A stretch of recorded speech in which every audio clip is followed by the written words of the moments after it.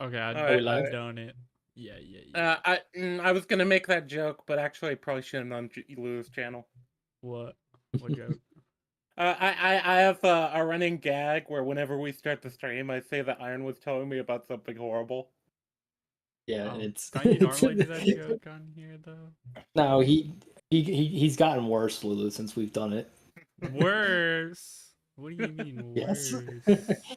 To put it for perspective, as I was gonna say, I don't know, Iron. I just don't buy. I just don't buy that you don't believe the 6 million figure. It's what I have to deal with, Lulu. Listen to this shit. Yeah. Literally just a little. He's a troll. But if it's a That was running so joke, funny then it's though. obviously it's obviously a joke. Yeah, but it's a one-sided running joke. I have no say in this. Oh. Oh geez. So I just had like one of those like you ever have one of those dyslexic moments where something sounds much worse than you think it is? Like I was looking at a YouTube channel I watch, and in the featured channels, at first I thought it said, at first I read it, I'd never like looked at this before, and I saw cha- it says fact chasers. I read it as feet chasers. And I was like, what? What? Those people exist. Yeah, It's but this is not the this is more. a channel that's like It's geopolitical more nonsense. from So that's why I was confused. It's like a channel talking about like politics and stuff. So I didn't expect it to like. So when I misread that, I was like, wait a minute, what? Heat Chasers. That's a Mort from Madagascar. King Julian, I want to touch your feet. Yeah. Oh, there's the YouTube link. Okay. Anyway, I think it's Death Note time for the first time in like what 5 months. It When was the last stream actually? was like March 3 or weeks April. ago, yeah. But yeah, so this is season 2, part 2. We're back from the mid-season finale break. Season Uh, finale. uh, No, we didn't even have our season finale yet. yeah, It's the there we mid-season go. finale. I did the customary downvote You're on the stream. Yeah. That's all the rage these days, right? Like you do a part 1, part 2. Breaking Bad did it. Stranger Things did it. Why do I keep Yeah. getting pinged? Because of me. I'm also. Oh, it's because Lulu's sharing everything in all the Discord. So I mean, Duh. all of them. I just ping, ping, ping. You're welcome. All right.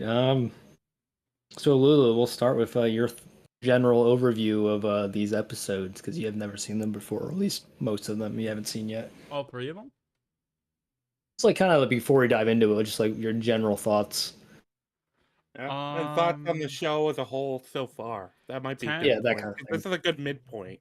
Okay. Yeah, I really like it so far. I think 10 was kind of whatever. I didn't really care that much about 10. Like, I feel like 10 out of the 3 of these is like the least amount of stuff happens. Because, like, 11 is when we get I think it's 11, right? When we get Mhm. the Yeah, the 11's the big bombshell. climactic episode. Yeah. Yeah, we get the bombshell about how someone has a second death note, and it's Misa. psychotic blonde lady. Misa's her name, if that's how you pronounce it. What's her name? Misa. Misa.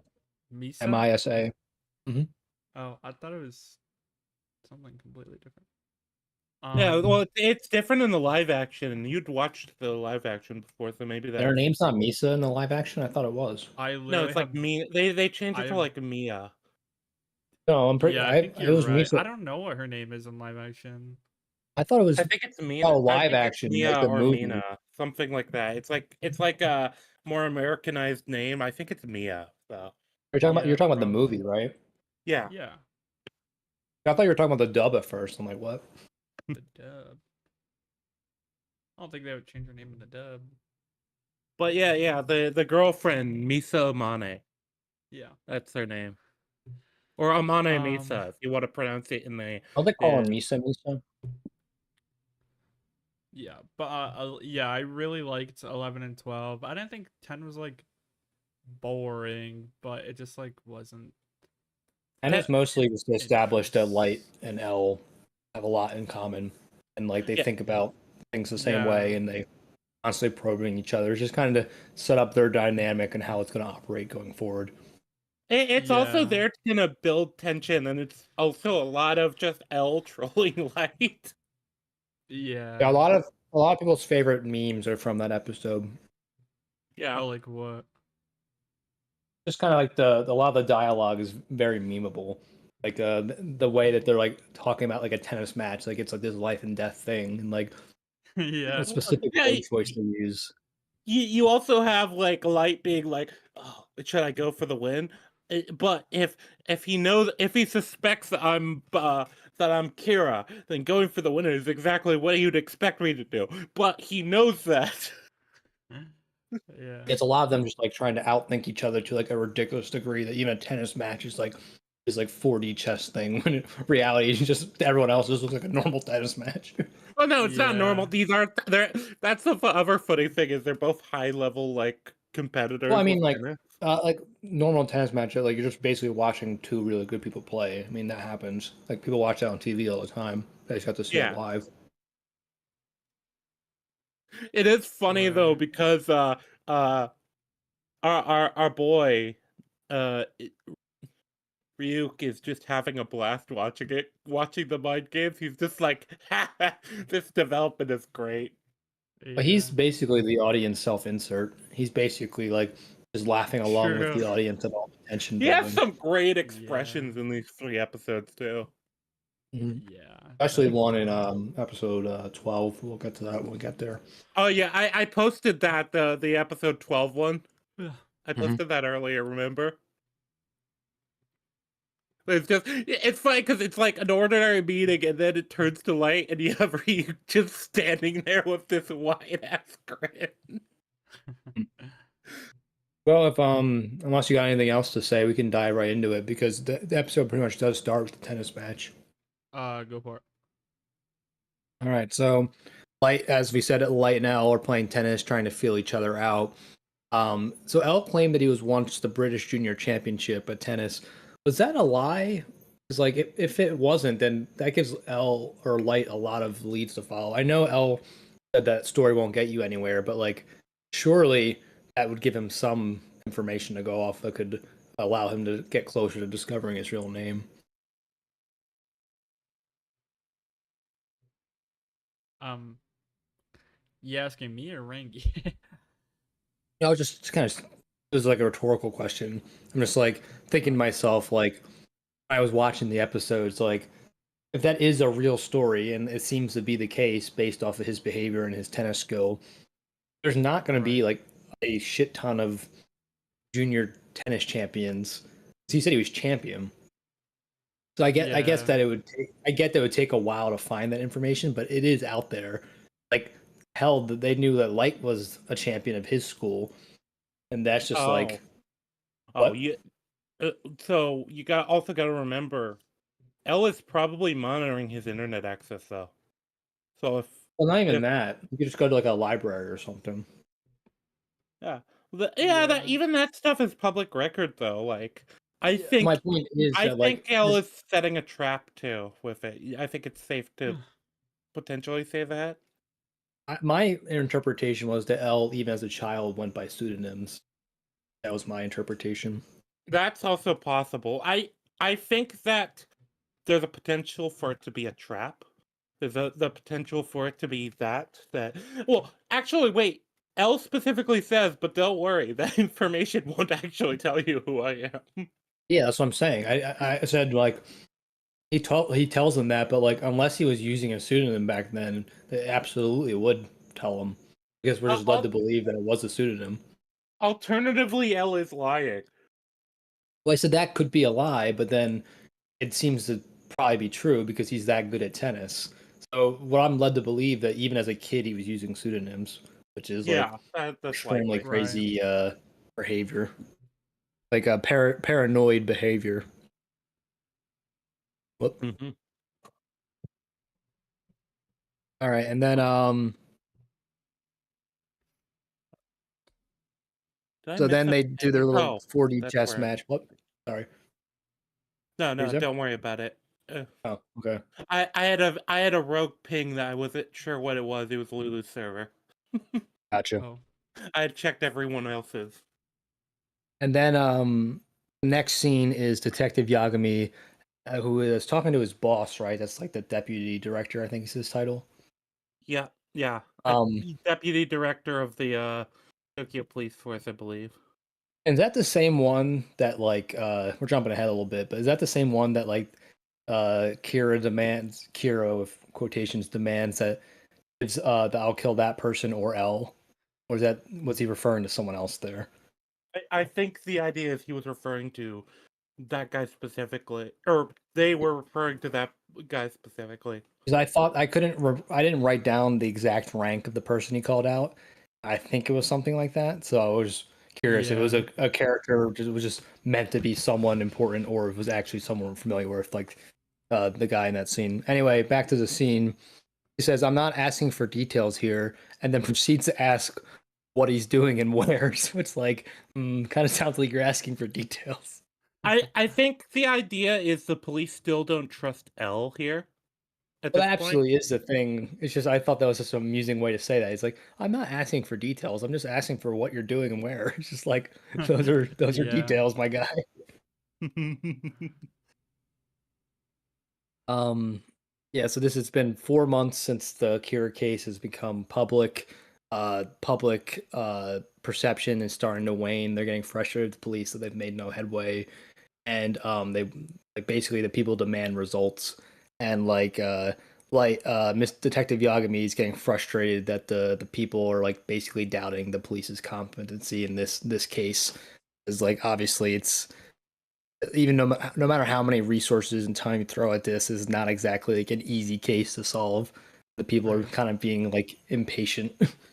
That's kind of how people are too, because this Oh yeah. situation is going to be as much political as it is going to be,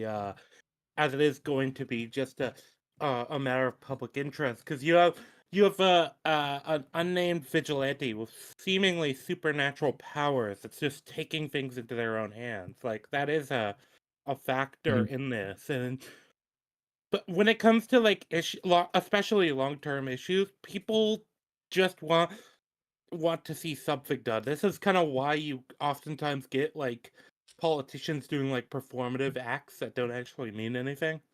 Right. Mhm. Yeah, because the average public doesn't really know how the system works, and they don't know they don't really know or care how complicated it is. It's like this is just a thing you're hearing about on the side, at your lunch break, Mhm. versus And being then actually in it. mhm. Detective Yagami during his rant, he's like, L is because like the deputy director is like, I don't really trust this L guy, and Detective Yagami's like, L is risking his right, risking like wow, there's a tongue twister. Wow, you're mixing up your R's and L's. What does Racism. this Yeah. mean, Iron? He says right now L is risking his life as we speak, and then it cuts to him playing tennis, which I always just find amusing. Yeah, that was funny. Obviously, intentional direction, scene direction there is just it makes for a good little joke cutting directly from that line to L serving the ball. I, Um, I yeah, I go on. also I also think that what's interesting about it with L like dedicating this time, I've always felt like there's an idea here of like y- the detective trope of like, oh, I don't really have anything to lead me to this, but I have a hunch that this guy's involved. Like Yeah, feels the like gut Elle is feeling. kind of doing that, but he's not saying it specifically because his like whole reputation is obviously logical analysis. I actually may know that later in a specific scene. Um, Yeah, but and and that's the other thing. The director is also specifically asking what Elle is doing. He isn't just asking mhm. what the task force themselves are doing. Yeah, because they don't trust L for obvious reasons. He's a pretty shady guy. Um, And I he do has have a to good wonder. reputation. Like all the secrecy is gonna definitely all that, his reputation into question. I do have to wonder whether or not Detective Yagami knows specifically where Elle is right now. I don't know because they know he approached Light before, right? Yeah, he at least knows that he's looking into Light, but he doesn't know. And actually, I think the deputy director is also on the list of people, so that might be another reason why Detective Yagami is being cagey, because his family could also be one of the could also be on the list of people to like investigate. Sure, but like L closed investigations into his family pretty quickly. Like the only suspect between the two families that matched any degree of personality traits of Kira was Light, and which is actually a line for that later. It's like, he's like, not only am I your main suspect, I'm the only suspect by like the available evidence. Mm-hmm. So the surrounding death of Ray Benba. Yeah, because Light's approach of the whole FBI situation was actually not a good idea. He got too aggressive, which is funny because he's not wrong that you have to like play offense. It was a mix of bad timing and he got a little sloppy in how he Yeah, killed him. He didn't expect uh what's her name to be a monkey wrench, Naomi. It was a bit of an unpredicted element, made his plan not go as smoothly as he originally intended. yeah, Um yeah. Well, so there's unpredictability is kind of another factor in this series. You often have, which is it's funny because of the end of the last episode. Yeah, Mhm. I was gonna say it's kind of like this. You almost have like a moment where things could turn a lot differently. But With that last episode's ending. I mean, there is always a degree of fate to all this because fate is a thing that is real in the Death Note universe. We don't know exactly how it plays out. How it We just know that you works. can Yeah. influence it. It's Right. interesting because I actually have some things to say about that when we get to Misa with the Misa stuff, but I'll save that for Mm. then. Okay. So they're psychoanalyzing each other, playing tennis at a high level. Like to everyone else, it's just a high level tennis match, but to them, they're playing like a game of chess while playing tennis. And then they both kind of conclude at the end of the match that like defense isn't enough. To win the game, you have to play offensively. So But Light takes the charge. He wins the match by playing a little bit of reckless offense, which kind of reflects back to L's perspective at the beginning of the match. Is like to win the game, sometimes you have to like strike first. Like so, it's kind of like they're both like talking and like dual meaning to both tennis and their little bout. you also have I think some of the most valuable stuff with this is the mental thoughts they're both having, and they're both like, oh, yeah, this is just like a performative step so that we can say that we're closer, and then this is gonna happen, and then this is gonna happen. And it's funny because they're on the same track. Mhm. So There's a they're lot of both, parallels between the two characters.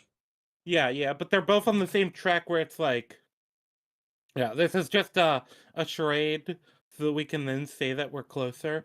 So that after that point, after that point, L can like question Light more and see and be closer to Light in order to see if he slips up. And Mhm. Light is going to ask the L for verification, and so they both conclude like the next step is them going to Task Force headquarters. Task Force X. What are we? Some kind of Suicide Squad? Say that again. It was just they keep saying task force in this show, and after I like spent Task hours Force doing that X. Deadshot video, it's just that's just all that comes to my mind now. um, but L says to Light that he's only 1% sure that he's Kira, but he wants him to eventually join the investigation. which Light acknowledges was like the perfect way to phrase that because like he's giving Light enough rope that he's like, oh well, I want you to get more involved, but like keep him at enough at a distance that like he can prevent him from seeing anyone else on that 1% chance as a precaution. And he's like, even Right. if he doesn't actually expect him 1%, that's like the perfect answer to give. And then the two Yeah. grab coffee, which is where they get to do one of their many famous test scenes. Um, I always love when L's testing Light. Light it perpetually pisses Light off. Yeah. I like how Um, he literally, because he shows him the like prisoner messages, and then Light is like, oh, it obviously says this, and then L whips out a fourth one he created, like he made up, and then Light is just like, is this guy fucking stupid? Like, what are you talking about? It's really funny. yeah, he's like, how was I supposed to know that? And he's like, well, you never even thought there could be another note. He's like, Light's like, He's like grr. he's like rage baiting him. Pretty much. It's what dog? The one, the stupid game.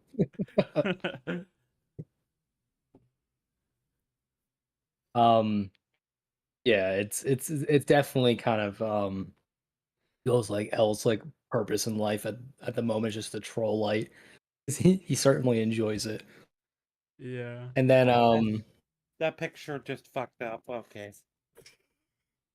Yeah, I was wondering I where you were gonna go also with that. I wrote autistic gremlin habits go burr as he like sits there like a sped and like has all his like sugar just like stacked up and like a leaning tower of Pisa. Oh, remember what he even says about how he sits, and he's like, yeah, He'll that deduce I believe his he has yeah, it he said reduces his he'll reduce his deductive skills by 40% if he sits any other way. So it's like his brain power almost cuts in by half if he sits like a normal person. that this Yeah. is your autism goes burr. hmm Yep. Um, Light is a like to piggyback on what Lulu was saying. Like Light was like pretty happy with the answer he gave. Like he like gave away enough information to showcase his deductive reasoning, but like without revealing too much that he shouldn't know. And then that's where L's like, I summon my trap card. Well, no, what's funny too about this is it is actually it also feels like L specifically needling at Light's ego because Mhm. it's a case of like where L is just like, yeah, you would have been right if if you hadn't guessed that there was a fourth message. It's almost like specifically needling at him to like, yeah, go ahead, defend yourself, do it. Yeah.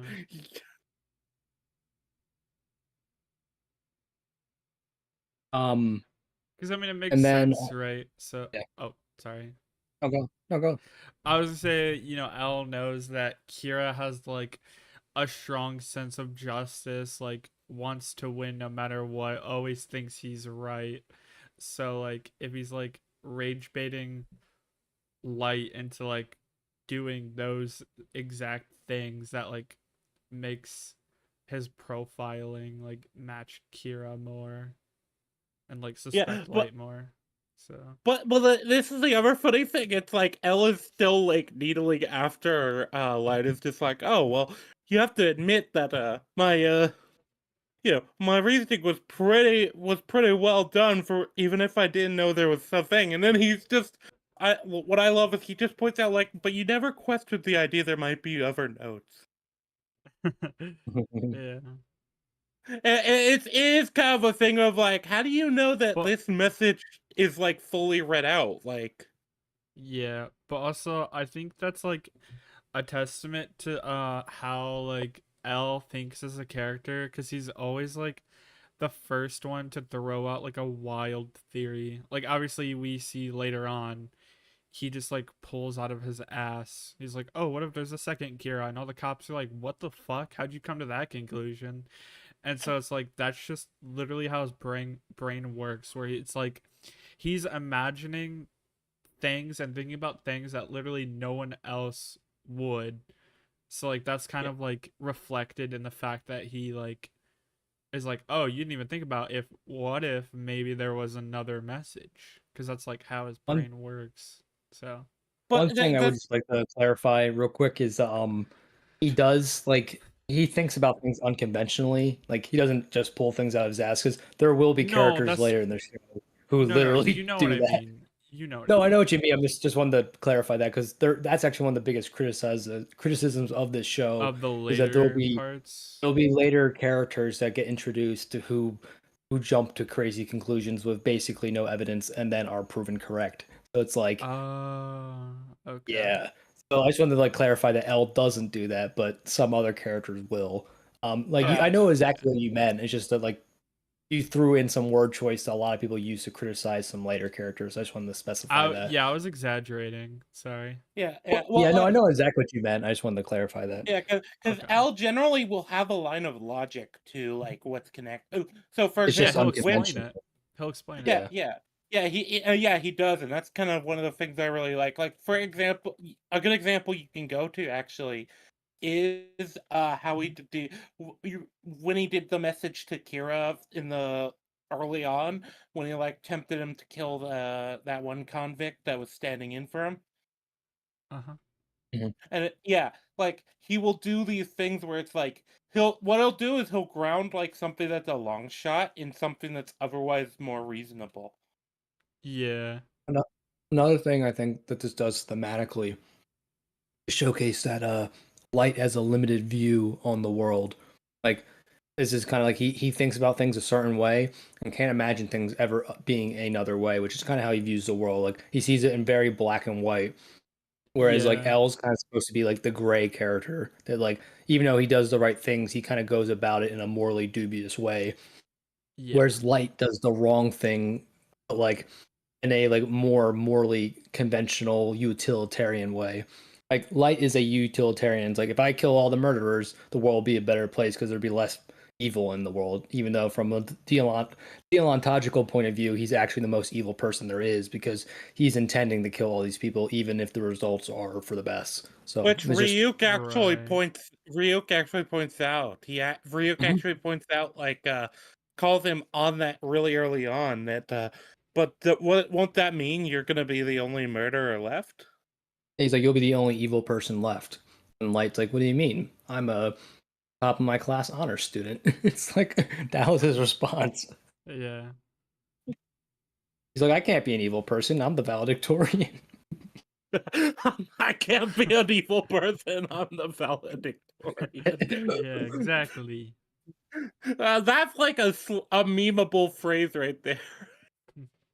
That's not exactly what he said, but it's basically what Close he said. If enough. you just kind of reword it a No, little bit, no. yeah. It makes it particularly interesting to talk about the fact that it is that kind of. Mhm. Also, Lulu, you did fuck up the ads again. What? Oh, I Yeah, didn't put your channels, did it? Yeah, no. I knew it. Every time.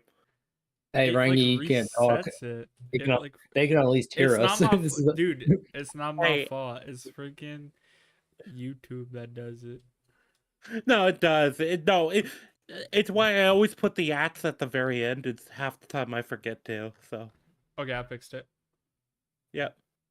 Yeah, like I said, half the time I forget to even at Iron, but like he's on my stream enough that, and I do plug his channel enough. Yeah. It's basically every video because I make all your thumbnails.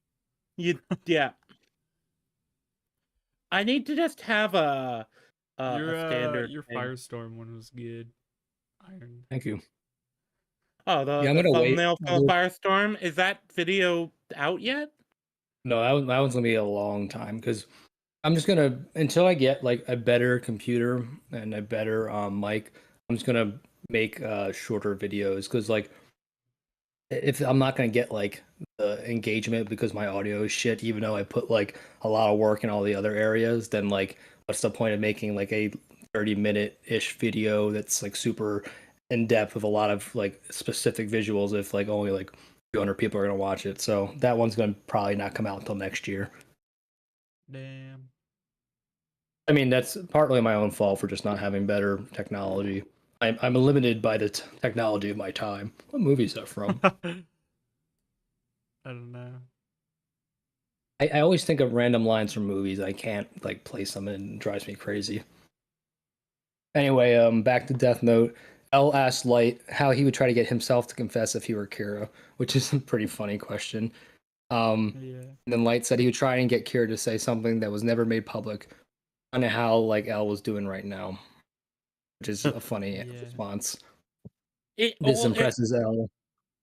Yep, go on. it's kind of funny because it's almost like there's a lot of times where Light Light could make it absolutely easier for himself by just acting like he's taking an L and just pretending to be stupider than he is. Taking an L, like taking a Not loss. that kind of, not that kind of L. I realized as soon as I said it, like that's You can't really really. use that expression. That's gonna mean something very different in this show. Oh geez, no, look, the fan fiction does exist, I guarantee it. Oh my god, Wait, shut of up. what? Fanfiction of what? Don't worry about it. Rangi, you're about I to thought you do guys a were talking super. about each other. I could talk about yourselves. Ew, No, what? no, I'm talking about Light and L. Oh, isn't there a gif of them kissing? Yeah, Yes, that's what I meant when I said the fan fiction does exist. Wait, I it's found like a it. popular. It, That's a it, popular thing in Japan. Like girls like have a interest in uh, pairing two oh, platonic. well, there's a Like, word for it specifically. yeah, It's South Park did an fujoshi. episode on it. Yeah, it's It'd be good. fujoshi. And, and then the episode was so popular, they just kept tweaking Greg as a couple, even though they're not gay. It's the funniest thing. But do you know what fujoshi means? Basically No. translates to dirty woman. Oh, okay. Yeah, but yeah, it's like women who are just obsessed with gay shipping. Gotcha. Yeah. Yeah, shipping communities are the worst. They ruin everything they Are. touch. Objectively, they are. Aren't there a lot of animes that notoriously like give in to those kind of things, and that's why people don't like them? Unfortunate. Most of those are kind of like trying to cater to that audience anyway, though. Yeah, Yeah, So, I like, think they're dude. It's Arrow was a pretty bad example of that. Like, I'm pretty sure they had Oliver Queen go with Felicity in that show because the fans wanted it. Like, I yeah. could be I wrong, but was I'm almost entirely sure that's why. yeah. I was gonna say there's really fucking weird people in the Walking Dead community that want Negan and Maggie to get together, and apparently in the Negan Maggie spinoff, the writers have been like giving into those people, which is like fucking Ew. weird. I don't know well, why They're, they're they're like doing the this is that. people the who want annoying. The annoying the thing. Hound and Sansa to get together. Like that was a thing for a while. Yeah. Wait, who? The The Hound and Sansa. Oh. what? Sansa Stark. You watch Game of That's Thrones? isn't she like 14 in the books? Yeah, but I mean, it's a pretty like that's like basically there's nothing not fucked up about that book series anyway. I was gonna say, but in general, like when it comes to shipping, usually my stance is like, look, if you're just like, oh, I think these two are gonna be cute together, and it's like, I know that's never gonna happen. I'm just drawing my fan art. I'm like, my response has always been like, whatever. But then you get like the weirdos who desperately want their ship to become canon. Mhm. Yeah. Yeah, those are So weird. yeah, they're Anyways. weirdos. But yeah, Light said it's a double-edged sword. The more impressive the answer he gives, the more likely that he comes off as Kira. Which L says correct, and then says your odds have increased from 1 to 3%. Which, like Yeah, I said, I think he does that it, later on again too, where he goes, "Oh, Yeah. now it's 7%." Yep. It's so yeah. funny. Well, it's almost interesting too because a lot of it too is like because I think he's already figured out that Light is a narcissist, and so no Mhm. matter how no matter how bad it's gonna look for Light, at the end of the day, he's never gonna like he isn't going to let himself look bad on purpose. And Yeah, Yeah. also it's like it doesn't prove anything, it just increases his hunch. well, basically, it's like pride cometh before the fall, right? Like his Yeah, pride matters more to him than his his actual level of goal. suspicion with the police. Like if he could have been playing dumb, 'cause he's a good actor. Like that's something the show has established. He's a phenomenal actor, so he could easily come across as genuinely stupid, and Elle would probably buy it. Because he fools Elle a couple times with his performance, and we'll get there eventually. But like jumping ahead a little Yeah. bit, like at the hospital, that was a performance, and Elle bought it.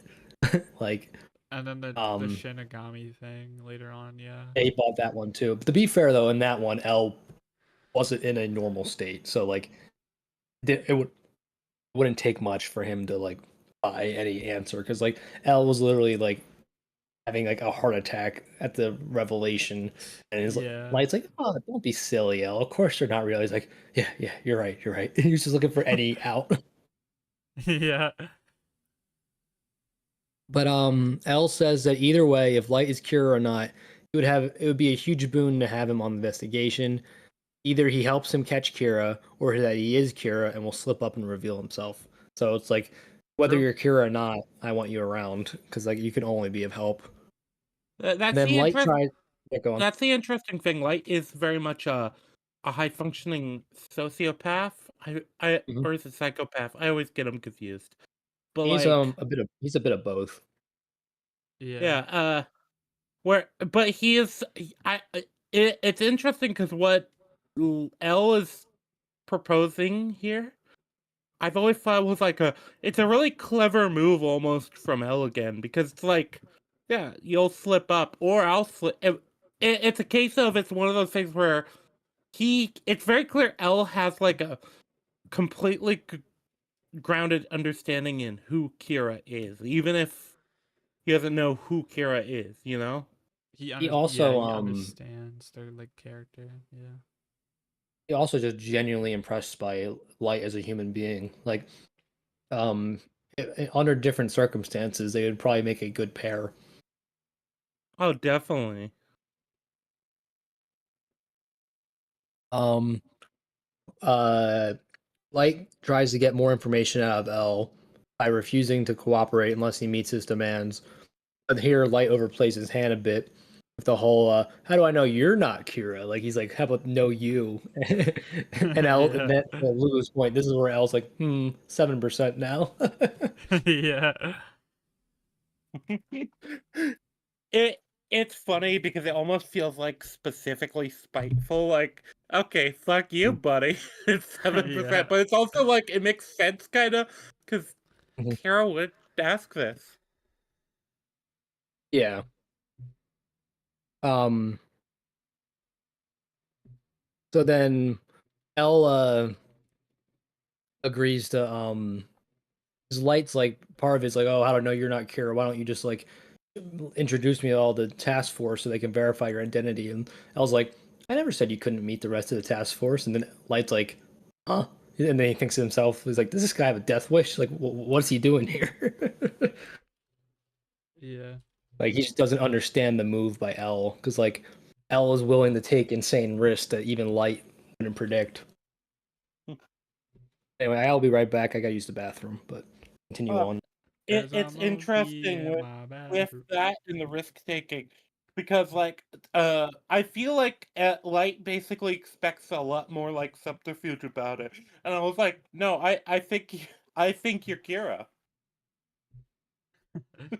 Yeah. Wait, it takes him off guard because it's like, wait, what? Because like Light knew that he was definitely being suspected, but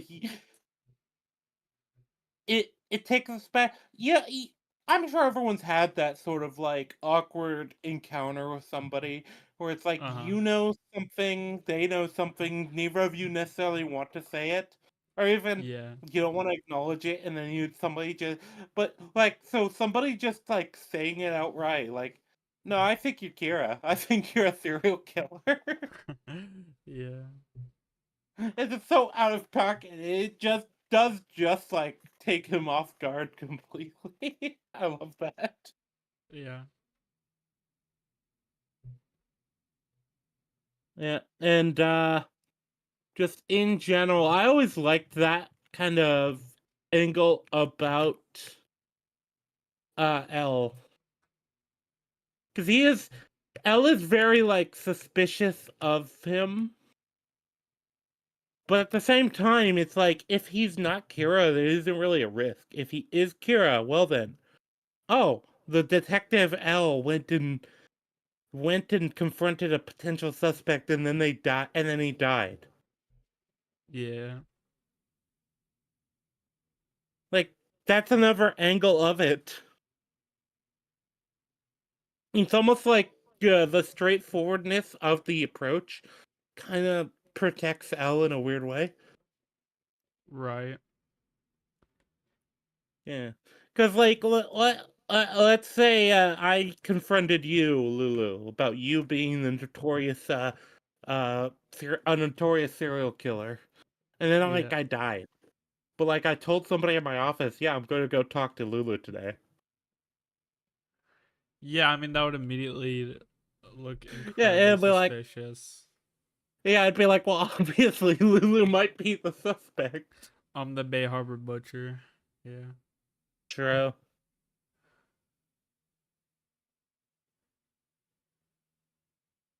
But uh, with L, he is kind of just like, yeah, you can confirm it. You can confirm it, buddy. Yeah.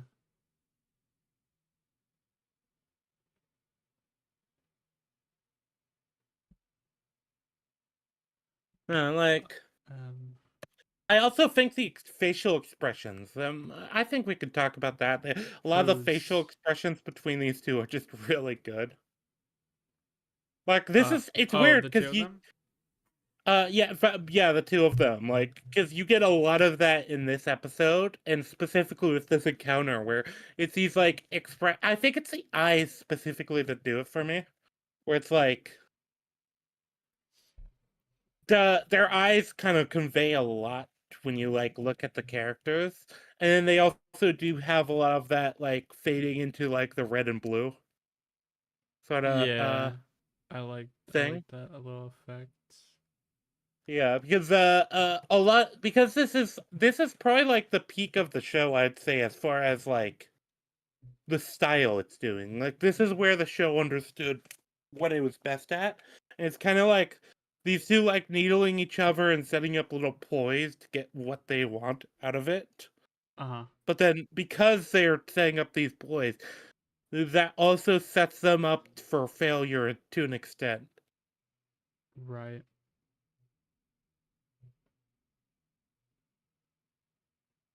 Uh And I think just in general, that's a factor we have to like take into consideration with the show too. It's just in general, like there's I think with the show, it's one of those things where there's like the outright layer that the characters notice. There's the like subconscious layer that the characters notice, and then there's the stuff you can read into their actions. Yeah, And I think that's what makes this type of show so interesting. for sure. And Iron cannot get on me about me taking too long when I go and use the bathroom anymore. I'm What's he sorry, doing? he Taking a can't. shit? I know, right? Like, look, How stupid monkey. He's probably playing with his banana. yeah. Yeah, that's why he was an hour late.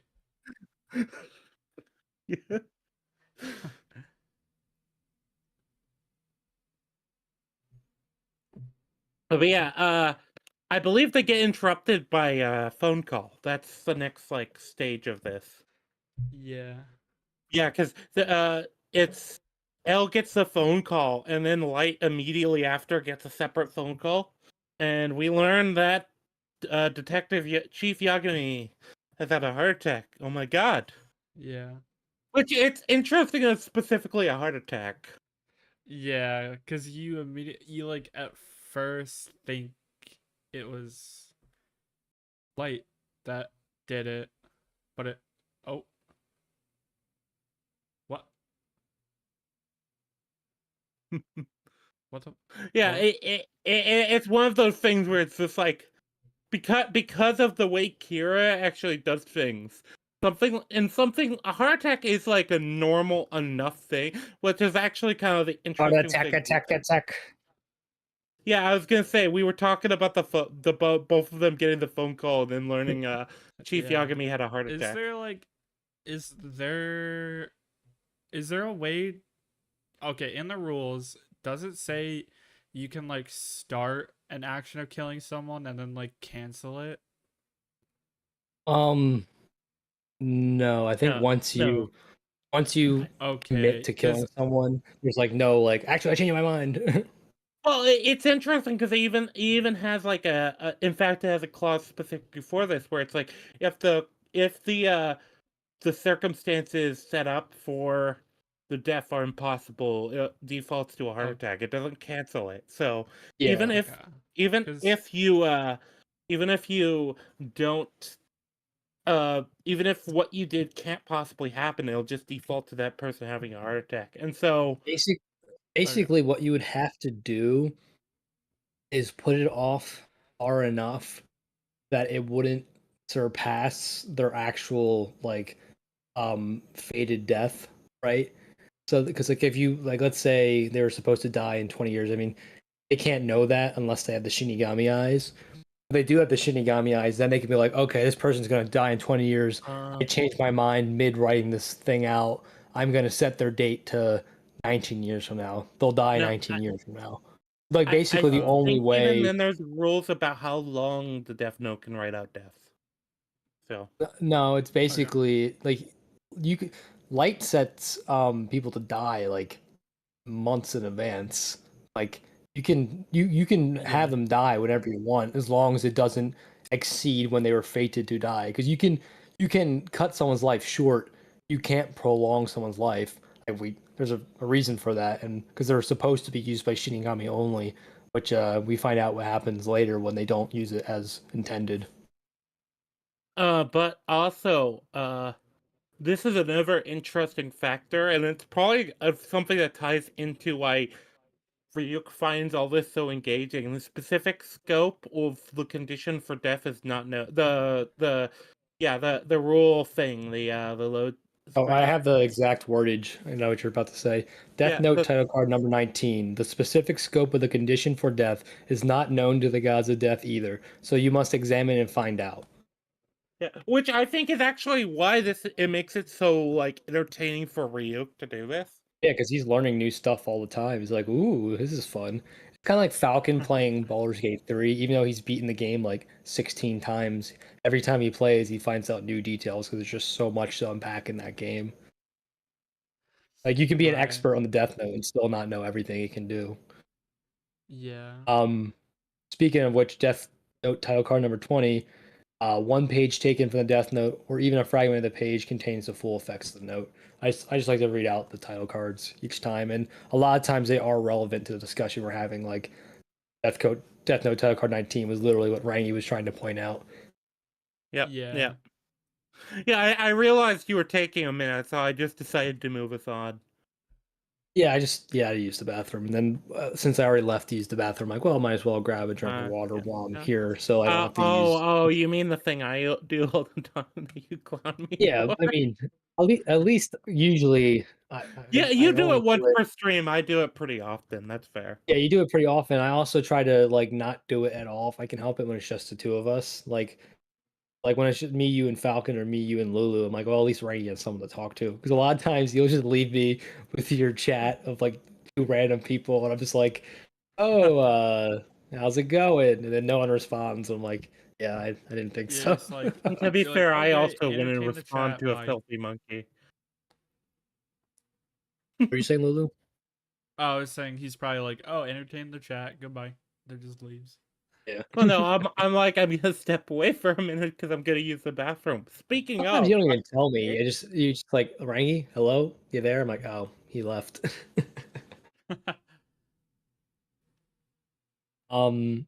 Detective Yagami thought Kira got to him, but simply due to him having overworked himself. Have we touched that yet?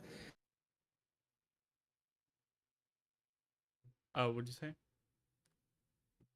Is Rangi leaving right now? I thought he was doing a bit. He might actually be going to the bathroom though. That's I a think he wild is. sentence, Lamau. Wait, was sentence? I wasn't paying attention. What? What? Violet. She said that's a wild sentence. I don't. What's she talking about? I think when the guy said I'm gonna chop my dick off and shove a hot rod up my ass, that was probably what she was referring to. What? I don't remember anyone saying that. Who said that? It was a stand-up comedian said like, "Here's a sentence you've never heard before." I think it might have been George Carlin. Like, here's a sentence you never heard before. He's like, Oh, "I'm gonna okay. shave my head, chop my dick off, and then shove a hot rod up my ass." It's like I'm probably the first person who's ever said that. uh, um. Yeah. I guess we just keep So going to keep the stream moving. yeah.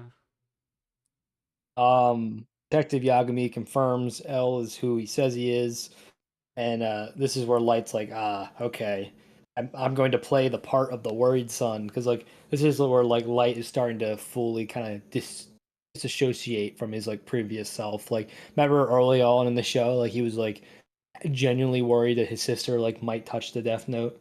Like now he's Yeah. kind of like his priorities are starting to change, where he's actually like more concerned about keeping up appearances than he is about his father's actual health.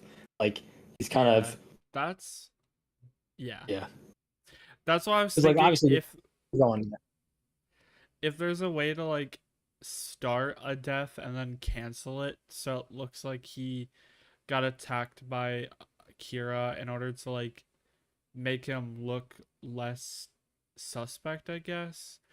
Cause like I feel um like that's what like a any like amateur writer would do. Like they would make Light like for like fake uh an attack against his father so that L would be like, oh, clearly it's not Light because he wouldn't attack his own father, but they didn't do that. But they like made the audience think that was gonna happen, but like it didn't. So yeah, I don't, because especially since they resolve it so I'm quickly, back. it was just kind of like you don't really get enough time to really process it, in my opinion.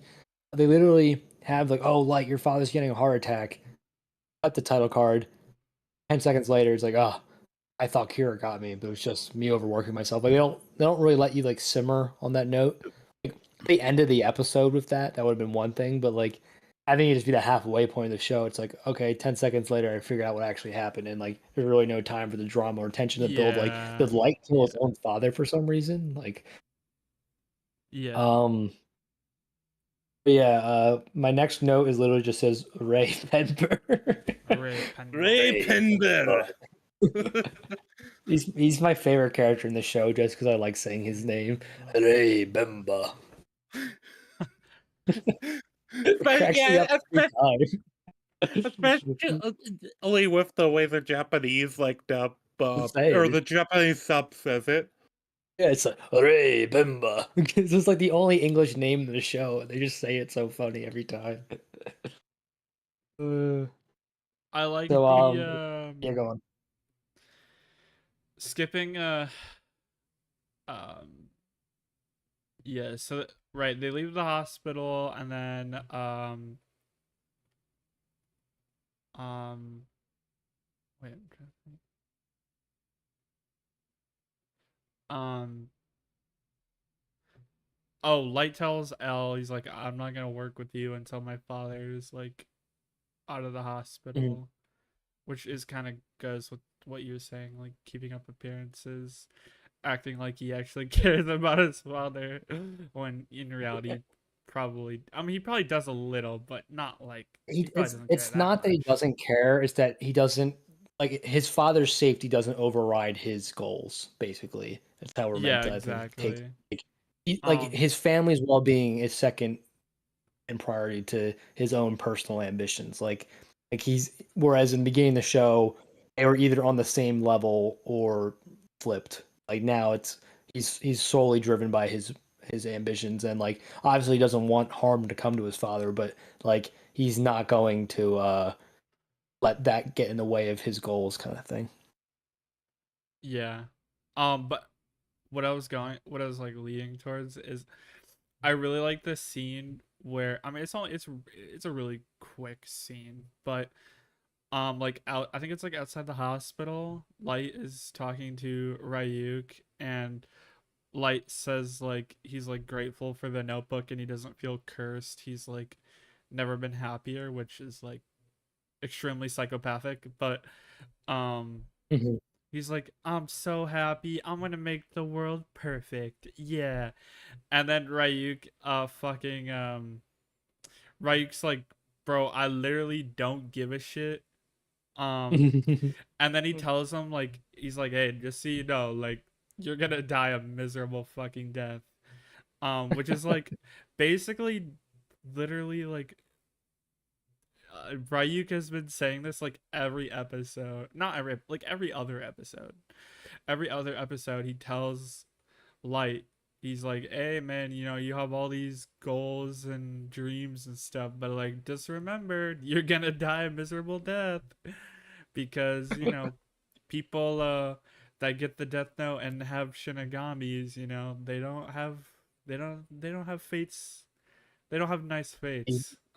You will neither go to heaven nor hell once you use the death note. Yeah, I think yeah, I think that's pretty I think I know where we're going with that. It seems pretty obvious that if you die with the death note, you like more than likely become a Shinigami. I mean, it would make sense. That's always been a big fan theory. Really? So it's wrong? Yeah. Ranking. It's never confirmed nor denied. It's a big fan theory, though. There's a reason I Okay. just So don't it's like answer either it's way. implied. It's implied, but not like it's implied, Yeah, but yeah, not that's No comment, Rangi, stated. is what you should say. well, Well, I mean, what if it's not like if I it's not a, I think it's I fine I'm if just it's I'm just saying that I'm basically saying the same thing. I'm saying it's been a big fan theory that anyone who dies with the Death Note does become a Shinigami. But there's a massive like idea of power corrupts within the story. Like anyone who ends up with the Death Note is probably going to end up using it, at least out of curiosity. yeah. But uh what's it called? Um fuck, what was I saying? Oh, I was gonna say it's not if literally that's something they never address, that is not a spoiler. Like I'm actually glad you told me, because not like I'd be like getting my like hopes up, because I'd be like, oh, like I can't wait for that reveal where they like show that happening. Like if you just tell me right now, like, oh, they don't address that, like then that's fine.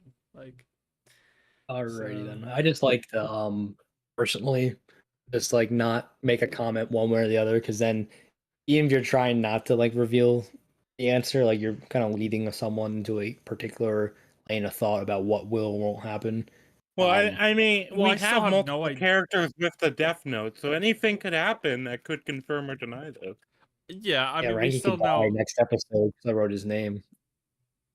Yeah, like I, you know, I have no idea what's gonna happen, but like literally every other episode, Raik's like, "Oh, you're gonna die."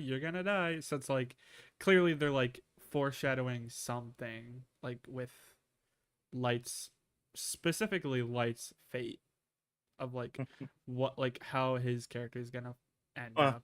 So I'd say with the Death Note, it is also a case of like, even if there's been cases in the past that probably have the Death Note, have Death Notes involved, it probably, especially if you consider like in the past, information wasn't as readily available. So you maybe would know Like it probably wouldn't be like that meaningful if like some random villager in like a 1600s Japanese village or a 1600s like European village or whatever gets the death note, because like, okay, yeah, maybe they might kill like a handful of like people, but they don't know who like the king is.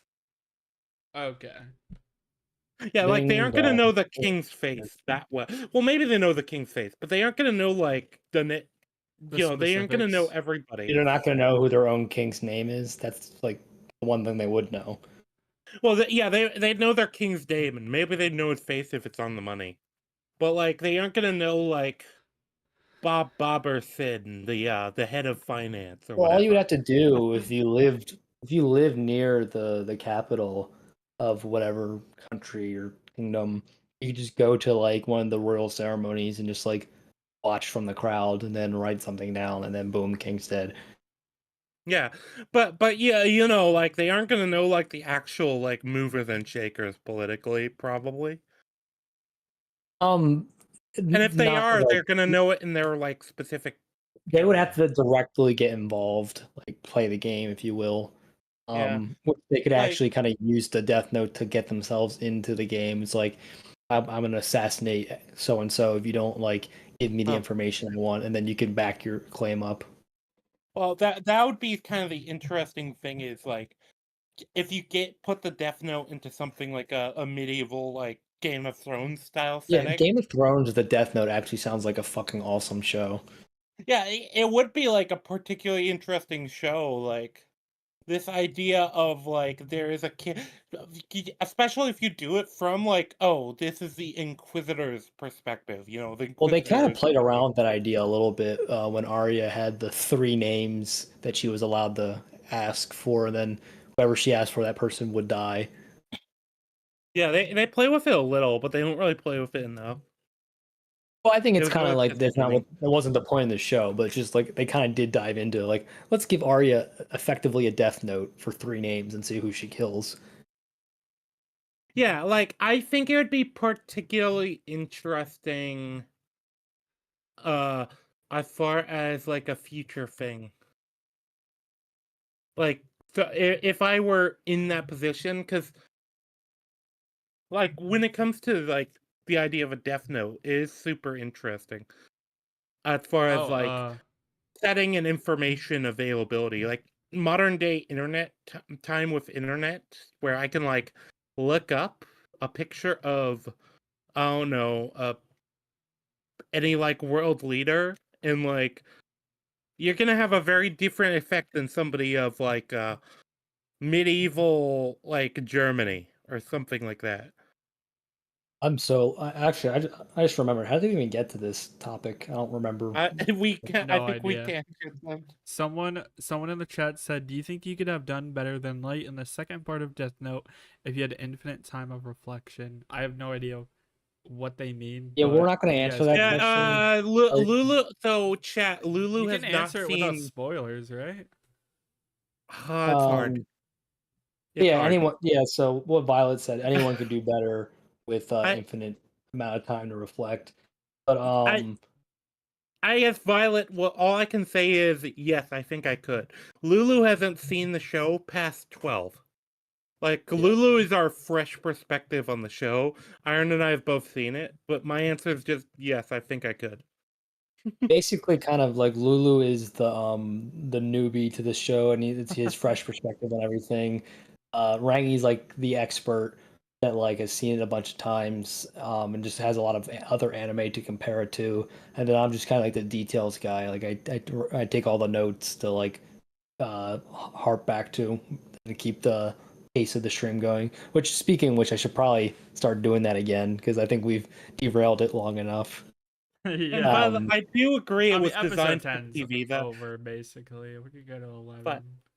well, um I agree with kind kind of of. designed for TV and kind of wasn't, because it was was it a manga or a light novel series? I think it was a light novel series, but I'm not sure. But yeah, Yes, the original Lulu is story very was lucky. created to be a book/comic series. Essentially, is the easiest way to explain it. And then it became a show. Yeah, Lulu is lucky to be able to watch this show freshly. Like the first 2/3 of this show are phenomenal. Like some of the best television out there, in my opinion. The first third's a little overhated, but it's not to the same standard by any means. Yeah, it's a massive downgrade. Yes, I It's don't been a think it's while like since it's I been a wouldn't say while it's since I've outright watched that. bad, but it's just when you go from like great to like mid, it's like not fun. Yeah, it's been a long time since I've actually watched that part of the because I usually just stop the show at well, you know where I Yeah, stop after the the show second at. arc, yeah, I do as well. Yeah, because I mean we're basically kind of and entering like the end of the first act or first part of the show, like first arc. Like there's only a couple episodes left in the first arc, and we go into the second arc, which I actually think is the most interesting plot wise, but not as strong dialogue wise. I think the dialogue in the first arc is the strongest throughout the whole Yeah, show. What, like, definitely. why the dialogue? Speaking of the arc in the show, where were we? Yeah, so Light correctly deducts that he's the only suspect Elle has.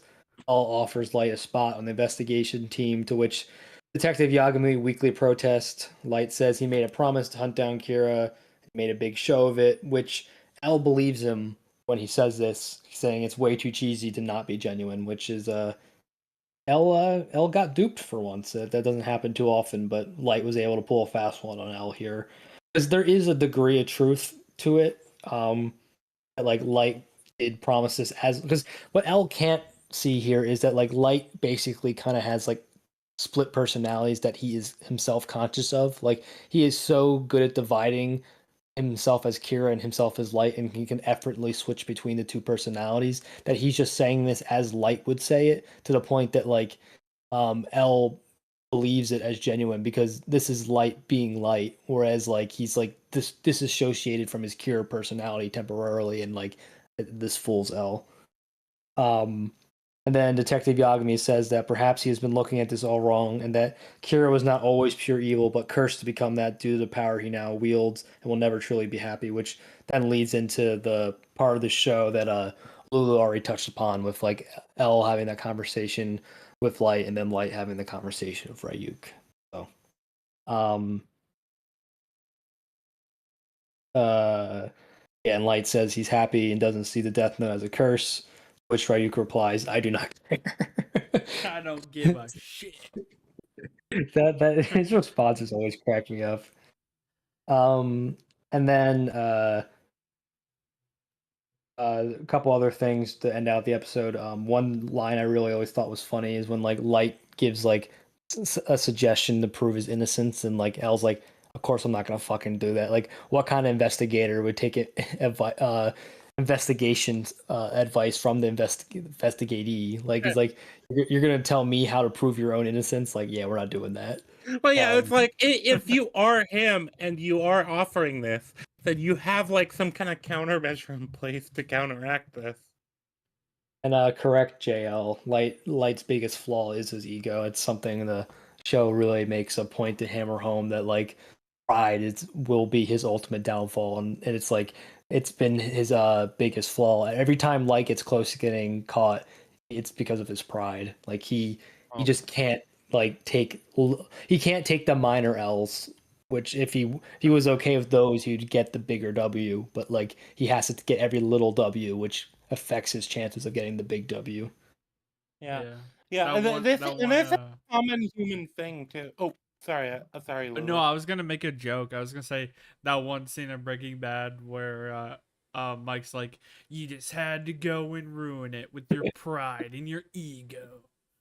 Yes, it Yeah. actually is. Unironically, there's a Oh, you're lot of right. similarities between Light and Walter White. Like I might do a video on that at True. some point.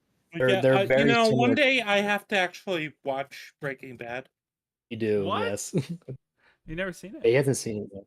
No, that's I crazy. watched the first season, but I had a personal tragedy in my family involving drugs that like made me stop the show. Gotcha.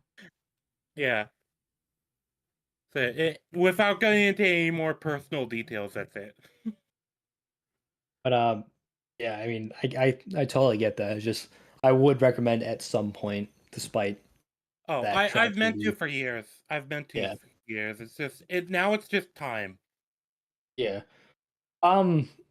Yeah, this we'll never be able to do that show on this format Too long. because we'd be doing this till the end of time. Yeah. This I think We the need Death Note is small pretty much stuff. the maximum that we will ever cover for like how long Yeah, something 30 is. episodes or Agreed. so. Yeah. Yeah, this is 37 episodes, and each episode's only 20 minutes. Can you imagine if this was like full length episodes? Well, this Yeah. is full length for anime, and this is normal. Oh no, I meant like a typical like TV 45-minute episode that you would see like on a Yeah, drama. like an hour-long episode. Yeah, maybe. I don't know. It would be hard to approach. Because the next show we're doing is 12 1-hour episodes, or like 12 like 50-minute episodes, which will be way shorter than Death Note, all said and done. What are we doing next? But I forgot. Kata, I'll DM you later. I can never Okay, pronounce I it. have no idea what that is. So, okay. It's some anime. Yeah, and then I think the very last scene is that like sleazy businessman guy at the Sakura TV gets the tapes that say like "play me." Oh yeah. Saw and reference. I'll have to watch those at some point. I'm not like super into horror, but I feel like I would like those movies. I mean, they have like a mystery thriller detective element to them, so Yeah. Um. All right, so that's episode 10 down. The boring episode, as Lulu has dubbed it. I mean, yeah, Um. compared to the other two, it is kind of the boring Yes, one. I would agree. It is the most boring of this set. The Which episode is is why called. it naturally took us an hour and 20 minutes to get through. Yeah, of Of course. I mean, I tried getting us through it faster, but Iron's like, no, we got to go back in detail. Well, to be fair, we did have a half-hour tangent, so Yeah. We did, and Both of also them. I don't know. I think that going into the detail and tangenting is both of what the audience wants. Because otherwise, like, why didn't you just want it yourself? Why didn't you just watch it yourself? You had plenty of No, Well, I think time that's it's not what I for also the meant. episode. I think it goes with the format too. It's like a podcast about tangents isn't really a podcast. Like if you're just gonna strictly talk about the subject material, then you just can make a video. That's You know what I mean? that's not what I mean. That's not what I meant. Yeah, no, I know Yeah. what you meant. It's just that we're taking a while. But Yeah. I just want to say one little joke about episode 10 that I forgot to make when we started. Episode 10 was called Doubt, and I doubted we would ever get to Doubt because it took 5 minutes. So the episode was literally taunting us this whole time. It's like we're like, oh, we're gonna cover you. It's like Doubt, like the press X to Doubt Press meme. X to do- Yeah. That said, actually, we are ahead of schedule from where I thought we would be. So I would like to wrap this I don't up know about that. in the next 2 hours, which I think it's feasible, an hour an episode coverage. yeah. Well, we'll see. Episode 11, Assault. Um, Oh yeah, this this has episode's always pretty been one of the most self-explanatory why it's called striking that. episodes for me, actually.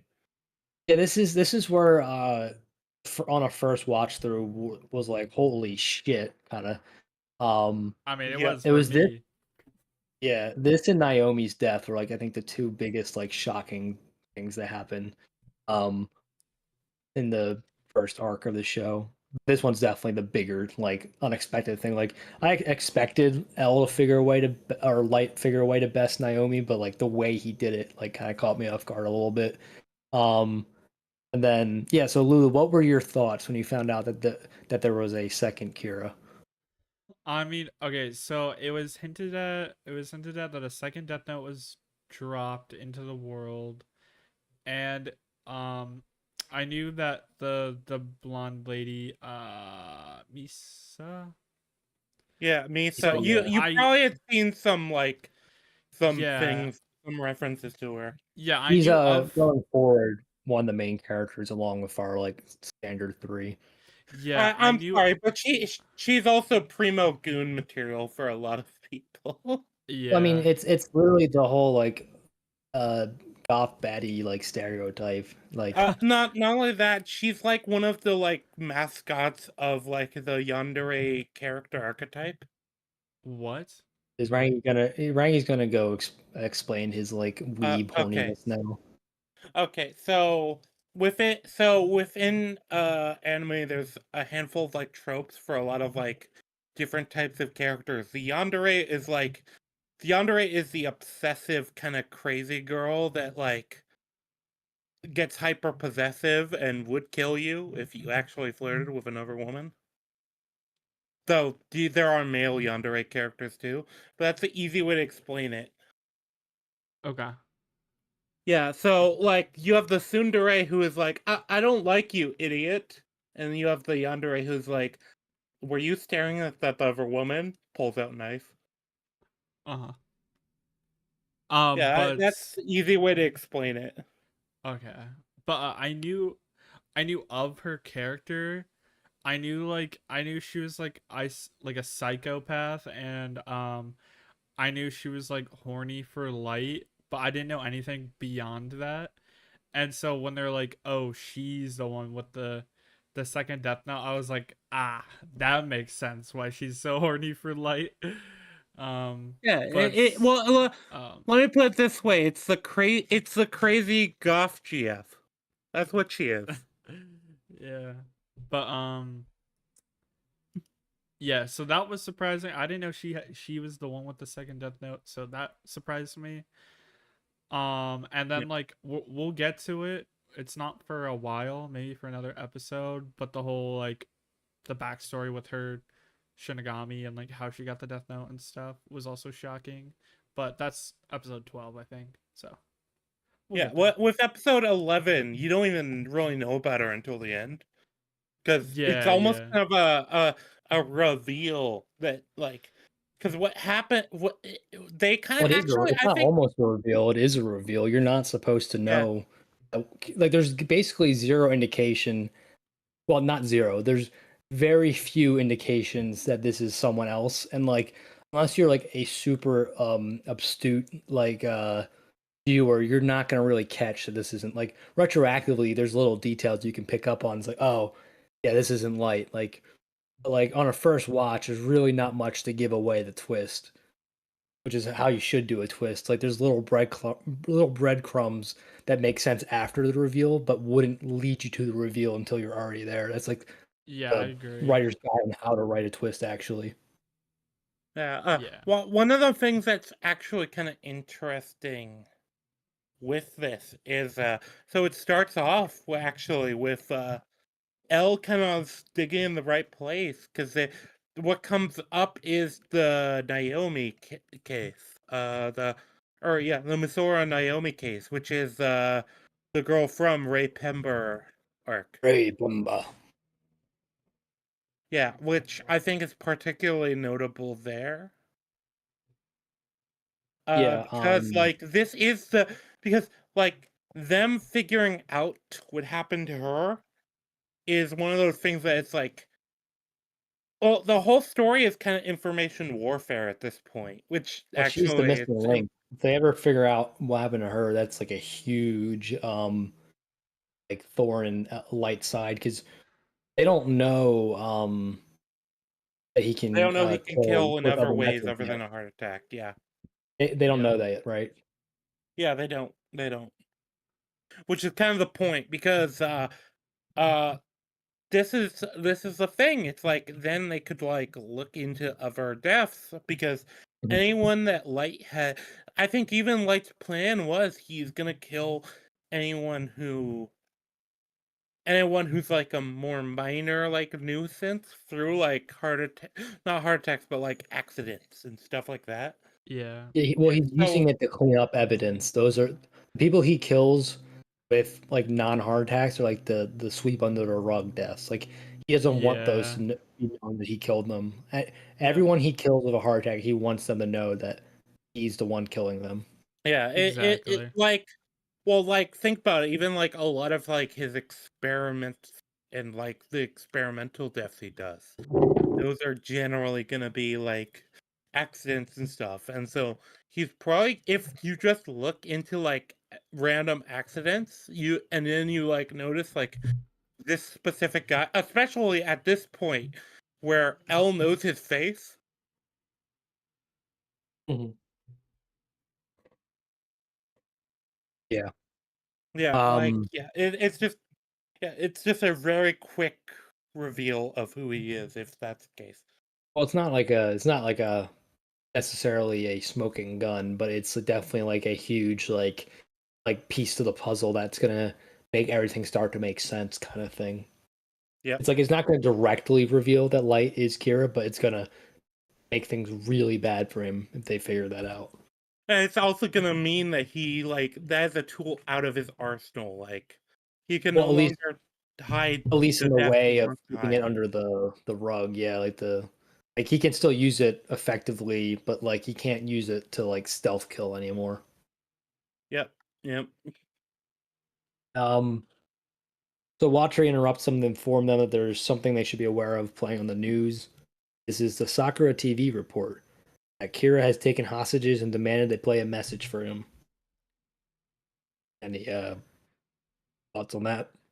What is that? Hmm?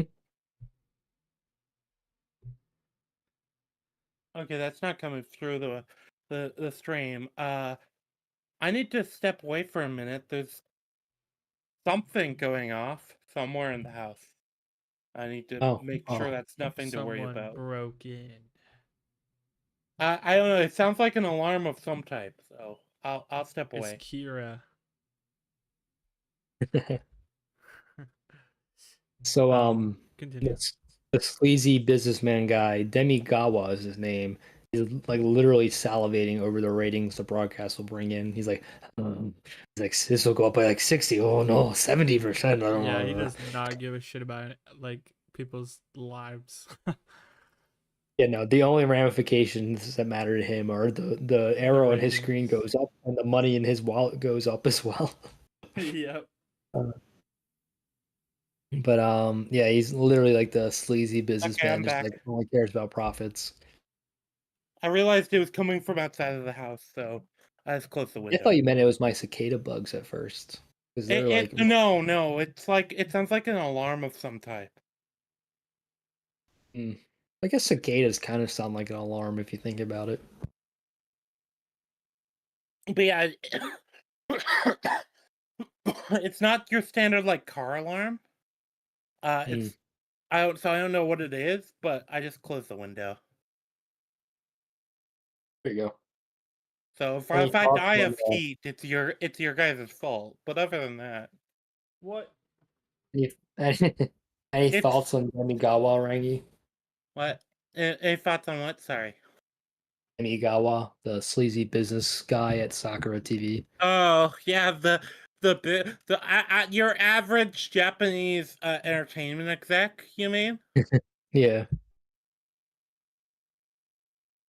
he's just like a Well, sleazy scumbag who only cares about ratings.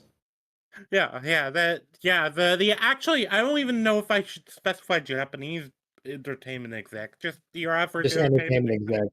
Yeah, they're some of the most scumbag people out there. Like Yeah, it's Hollywood's like they're right up there with journalists, you know, or they're just like they are just moralist pieces of shit. yeah, just like they'll completely like throw away the morals for a quick buck. It's basically Yeah, how you. it's all for the story. Yeah, you just it's the narrative over like truths or like moral self-evident truths. Like that's kind of their code. Uh, just Back to Death Note. even outside that, it's just. I mean, look, I kinda get it. Like, look, I'd Rangi's also actually, play guys. By Jones. the way, Rangi's actually a gaming journalist in his spare time. He That is works for true, you Kotaku. know. I He couldn't couldn't get beat the past the tutorial of Cuphead Cuphead. tutorial. I mean, to be fair, if anyone in the chat has seen my gameplay, they know it is true. I am that level of That skill. is funny though that we came up with the same example. We both said you couldn't beat the Cuphead tutorial. I probably couldn't Well, either. it is the meme, right? Yeah, it's the game where journalists couldn't like hit jump and dash at the same time. Yeah, while it was also written on screen how to do it. Yeah. Bruh. But yeah, back to Death Note. Kira verified that he was who he claimed to be by killing two criminals at the exact time he specified they would die. Kira then instructed them to play the tape at exactly 5:59, which you can see on the screen. The screen in the top left corner, it is exactly 5:59 when they play it. And then he starts by saying, "I am Kira," which is exactly how L started his message to the police assembly back in episode 1, which is kind of like, well, I don't know whether that's like a Japanese thing where you start like any broadcast by saying who you are. But, like they do it throughout the show that whenever they do one of these I don't broadcasts, know. like they have the character say like I am Kira, I am L, etc. Yeah. They'll do it Well, again with the fake real Kira. I was gonna say, with that, I think it is a case of if you're specifically trying to like go your way to be like, yeah, L is doing this, Kira is doing this, then you probably are gonna be like, I am Kira. This is what my demands are. Yeah, it makes sense. Yeah, I don't know if it's even I don't think it's a Japanese thing as much as it's just well, that my intentions are this is a message from the publicly known alias of Kira or L, you know? This is a message from the artist formerly known as Prince. Yeah, exactly. Like You guys get that reference at all? uh Oh, mm, no. No. wait, what did you say? So you know who Prince the singer is, right? Yeah. Um I think so. Right. He was like rivals with like Michael Jackson in like popularity. Yeah, I think so. Anyway, but yeah, he's one of the most popular singers of all time. But at one point, he changed his name legally to a symbol, but like it wasn't like any like actual like phonetic like letter, which is like a random drawing. So like there was no way to address him.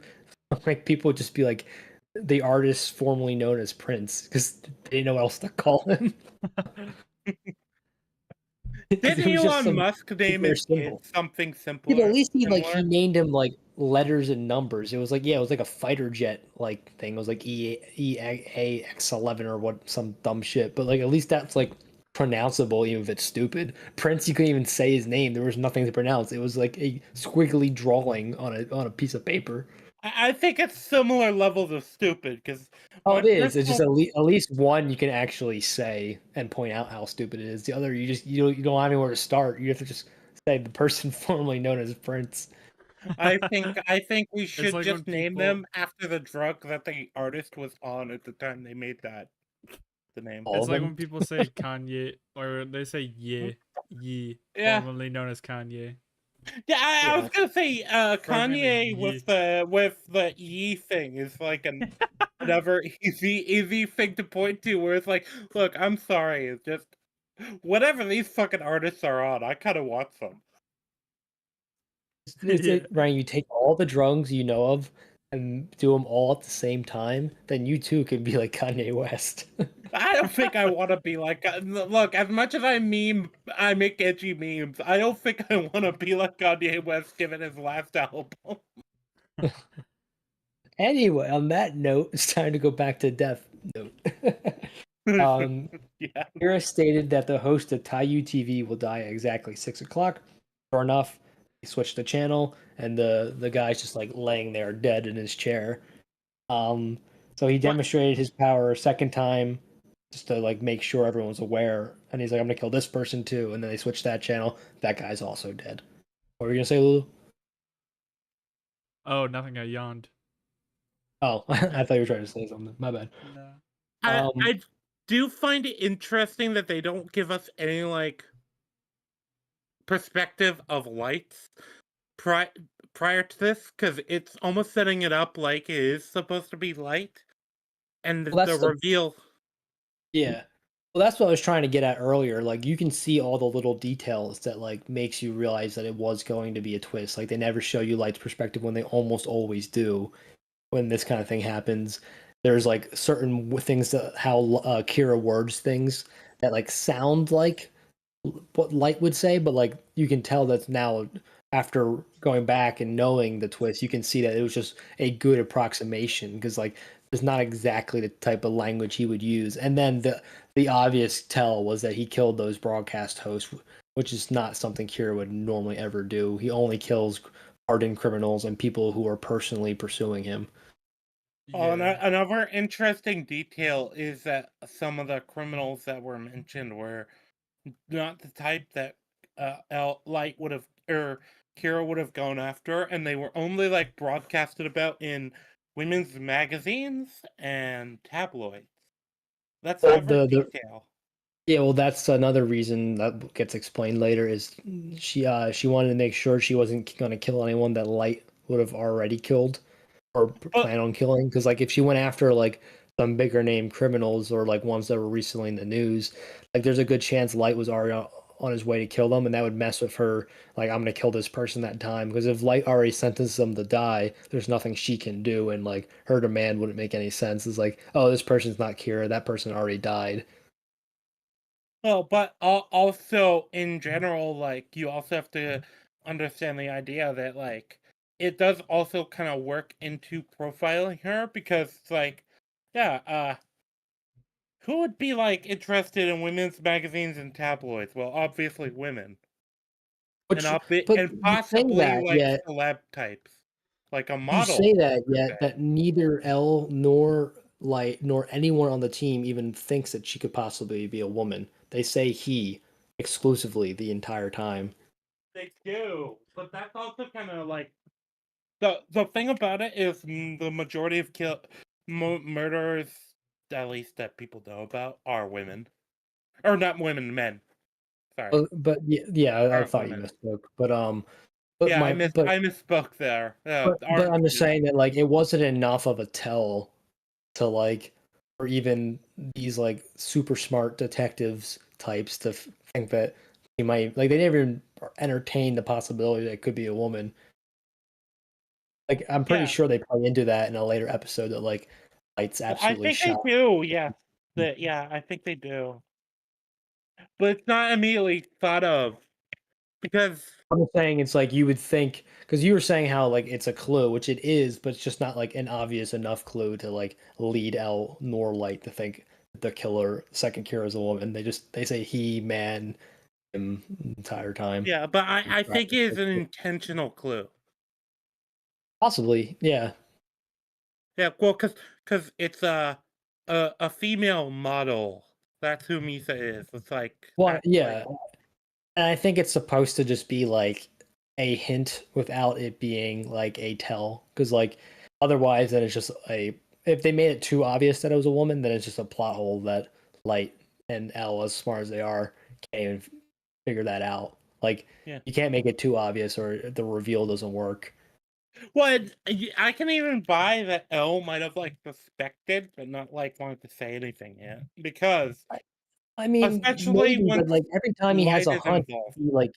every time he has a hunch, he either says it out loud, or we get like an internal monologue from him. But like we don't get any of that in any of these episodes. I Uh, don't think we get it every time. That I disagree with you there. I mean, I I don't think think that that's anytime there's like a reveal that's coming, L always kind of like foreshadows it, or at least Light. One of the two does. There's never been a case where there was a major reveal or twist where you didn't at least get Light's or L's thoughts on it. maybe. Either way, we should probably just continue. Yeah, yeah, yeah. Um, L tries to stop the broadcast from airing the rest of the tape, but they can't get anyone on the phone. Whether no one has their phones on or they were told not to answer, that's Oh, left to the. I think it's just the scummy media people not answering specifically because they Well, I'm don't saying want. we don't know whether they're just like so distracted by what's going on that they're not even thinking to answer their phones, or if like Demigawa purposely told them do not answer, which is I can totally Yeah. see happening. I was gonna say, yeah, that's what I mean. Is I could definitely believe he just told them, no, turn off your fucking phones. We are not stopping this broadcast for anything. Have you seen our ratings right now? Yeah, that's I think that's the assumption you're supposed to make. Um, That's Kira, what I would do. yeah. Kira says he hates evil and loves justice, or me says Kira. Um, me says Kira declares that they want to make the world a perfect world free of evil. Like this is all kind of stuff that Light would say. So this is kind of like some of her better impersonation. Um, and then Yeah. this is kind of where it starts to get a little weird. That like kind of I think another kind of hint that it might be a woman that like says you can be critical of me, just don't post it on social media. Like that sounds like something a woman would say. Like that might be sexist, Yeah. but it's kind of the Wow, angle I wow. got from No, it. no, no, no, no. It's That's true. It's true. well, it's also what's particularly notable is Kira's never like really like cared about like monitoring their like basically they've never come across as the type that like cares about like how people portray them. It's I just wouldn't like say they wouldn't care. I just think it's like lower on their priority list because Kira does spend an episode like looking at the message boards of what people think of him. Like that is something he has done on the show. yeah, Um, but he's also like because we have Light having said prior like the publicly the messages people make the broadcast publicly under their like real names is different from like what people are saying privately. Like that's like a yeah. specifically thing that he like notes. And that Mhm. I think that's another one of those hints that this isn't Kira. But I actually really like that they don't like reveal this isn't the real Kira Yeah, until you don't later. find out till the end of the episode. Yeah. Yeah, because they go out of their way, notably, to not show Light during a lot of this episode. Yeah, basically the episode starts with him. I gotta stop saying basically. That's something I've noticed from like re-listening to some of these podcasts. I say that word like a ton. That's like just I start sentences with that. I'll try to keep that in mind. But Light starts the episode looking out the window, and then at the very end of the episode, it's him still looking out the window, and then he's like, then he like kind of notes like what he thinks about this imposter. That's how the episode ends, right? Like Light's kind of like take on the imposter Kira. Yeah, Yeah. yeah, I remember that is how the episode ends because yeah, it's kind of like play. I kind of like that the show is willing to do that, where it has like a whole episode where it's like playing with your view, and then like the reveal is just like this isn't the Kira we know. Because to be fair, this is a lot more bold and a lot less thought out than anything Kira's done. Yes. It's Um, it's a I'd even argue it's a dramatic escalation. I would say Kira hasn't been this brazen, or Light hasn't been this brazen since like the first couple episodes. Like this is definitely like a rookie move that like Light's kind of passed already. Yep. Well, I'd even argue the moment Light passed it was when he kills Lindell Taylor. Yeah, that's Oh kind of yeah. like that. That's kind of like what I was referencing, Rangi. Like that was his rookie mistake, and then from there on out, he like, okay, Learned his I'm gonna get lesson. real about this. Yeah, he learned his lesson, or at least a lesson. Yeah. Um, but one thing I wanted to say before I forgot about it, this is like a tangent, but a small tangent, is this is like this episode is like a showcase that like POV matters in other media outside of books, right? Like I remember I was having an argument about this with someone in one of our other servers, Rangi, that we sometimes complain about. No need to name it, but I know what you're talking about. yeah, I know you know exactly what I'm talking about. But this like rando was saying that like I was like listing like important story elements, and I put POV in there, and someone's like, POV, like that's not an important story element. I'm like, what do you mean? They're like, that's something like for like books. I'm like, that's like important in like shows and movies too. Like who the POV of the scene absolutely matters. Or like, nah, that's just like some like minor framing stuff that doesn't really matter. I'm like, yes, it does. And like this episode's like perfect at how you use like POV to like subvert storytelling. Like the absence of Yeah. Light's POV in this episode completely makes the difference. Like POV is certainly something that matters. Yeah, because This if you had episode a is a good single showcase of that. scene in the midpoint of Light's perspective on this, where like he's just in his room, like I think it Mhm. worsens it because then you know he's in his room and not like looking over this hotel. The whole reveal and the whole tension of this episode is the fact that this isn't actually Light. It is like somebody else who has the eyes. I mean, there's definitely a way to do it, the cut to Light without revealing that it's a twist, but I think it just like you risk ruining the reveal by like, because then you have to kind of frame it in a way that like Light looks like he's doing something that could be this, but like it turns out it's not that, and just like then you're starting to like take an unnecessary risk, and then I think it just hurts the pacing too if you cut the Light Yep, in this episode. exactly. I think not only is it a POV issue, it's a pacing issue. If you cut the Light, there's really no room for him in this episode. Yeah, because Other than it, very end. it would undercut a lot of the tension as well. Mm-hmm. It's there. Yeah. There is something a lot more menacing about Kira when he's this like faceless, nameless entity. Like when you get like Light's like almost cheerful attitude towards all of it. Like it does kind of take a lot of like the reality out of the situation that these like people are like mercilessly are getting killed left and right.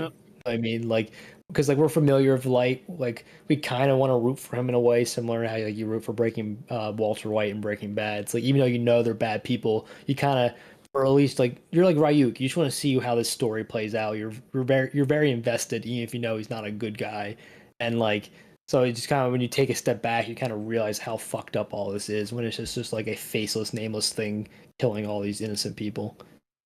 Yeah. Mm-hmm. Also, that's the other thing. If you get the reaction of Light, you are probably gonna get him seething at somebody taking the identity of Kira and fucking with it. He's not exactly happy with it. I mean, he appreciates that at least this other person is of like mind, but at the same time, he's frustrated that they did such a piss poor job, at least in his opinion, of imitating them. I think personally, that's a bit of Light being a narcissist. I think Misa does a better job of imitating Light than he wants to give her credit for. Well, yeah, yes, she definitely does, at least in this attempt. Because yeah, a lot of this. Oh yeah, her follow-up attempt is piss poor, but this attempt is actually a pretty decent Yeah, showcasing of her prowess. yeah, because she says like, as long as you don't broadcast your these anti-Kira sentiments, I won't kill you. And then she also says things I like, just the perfect world, like free of evil and that kind of stuff. That sounds like right out of Light's playbook. well, I think that Light would actually just be like, no, I'm gonna know, and I might decide to punish you or not. I think he'd try to keep it like vague and ambiguous.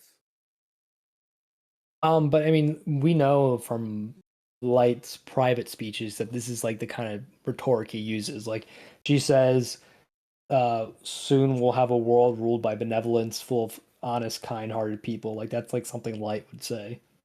Yeah, she definitely does have a better understanding of at least what Light views himself as Yeah. than Light wants to believe. Yeah, I think his narcissism kind of gets away of his analysis of her interpretation Yeah. a little bit. It's kind of like if somebody like has criticism of you and it's true, but you just Mhm. like it hits that like nerve where it's like, no, I'm not that way. I'm not that narcissistic. I'm not that evil. Because Rangi's it's like, not I'm you not that actually much of a doing it. yapper. No, I am that much of a yapper. Yeah, I know. But and then the one line I always appreciate was Kira says, "Say goodbye to the world as you know it." Like that's like supposed to be this like uplifting message, but like in the context of the scene has a lot of like ominous undertones. Like Well, it's interesting because one of the big things about this whole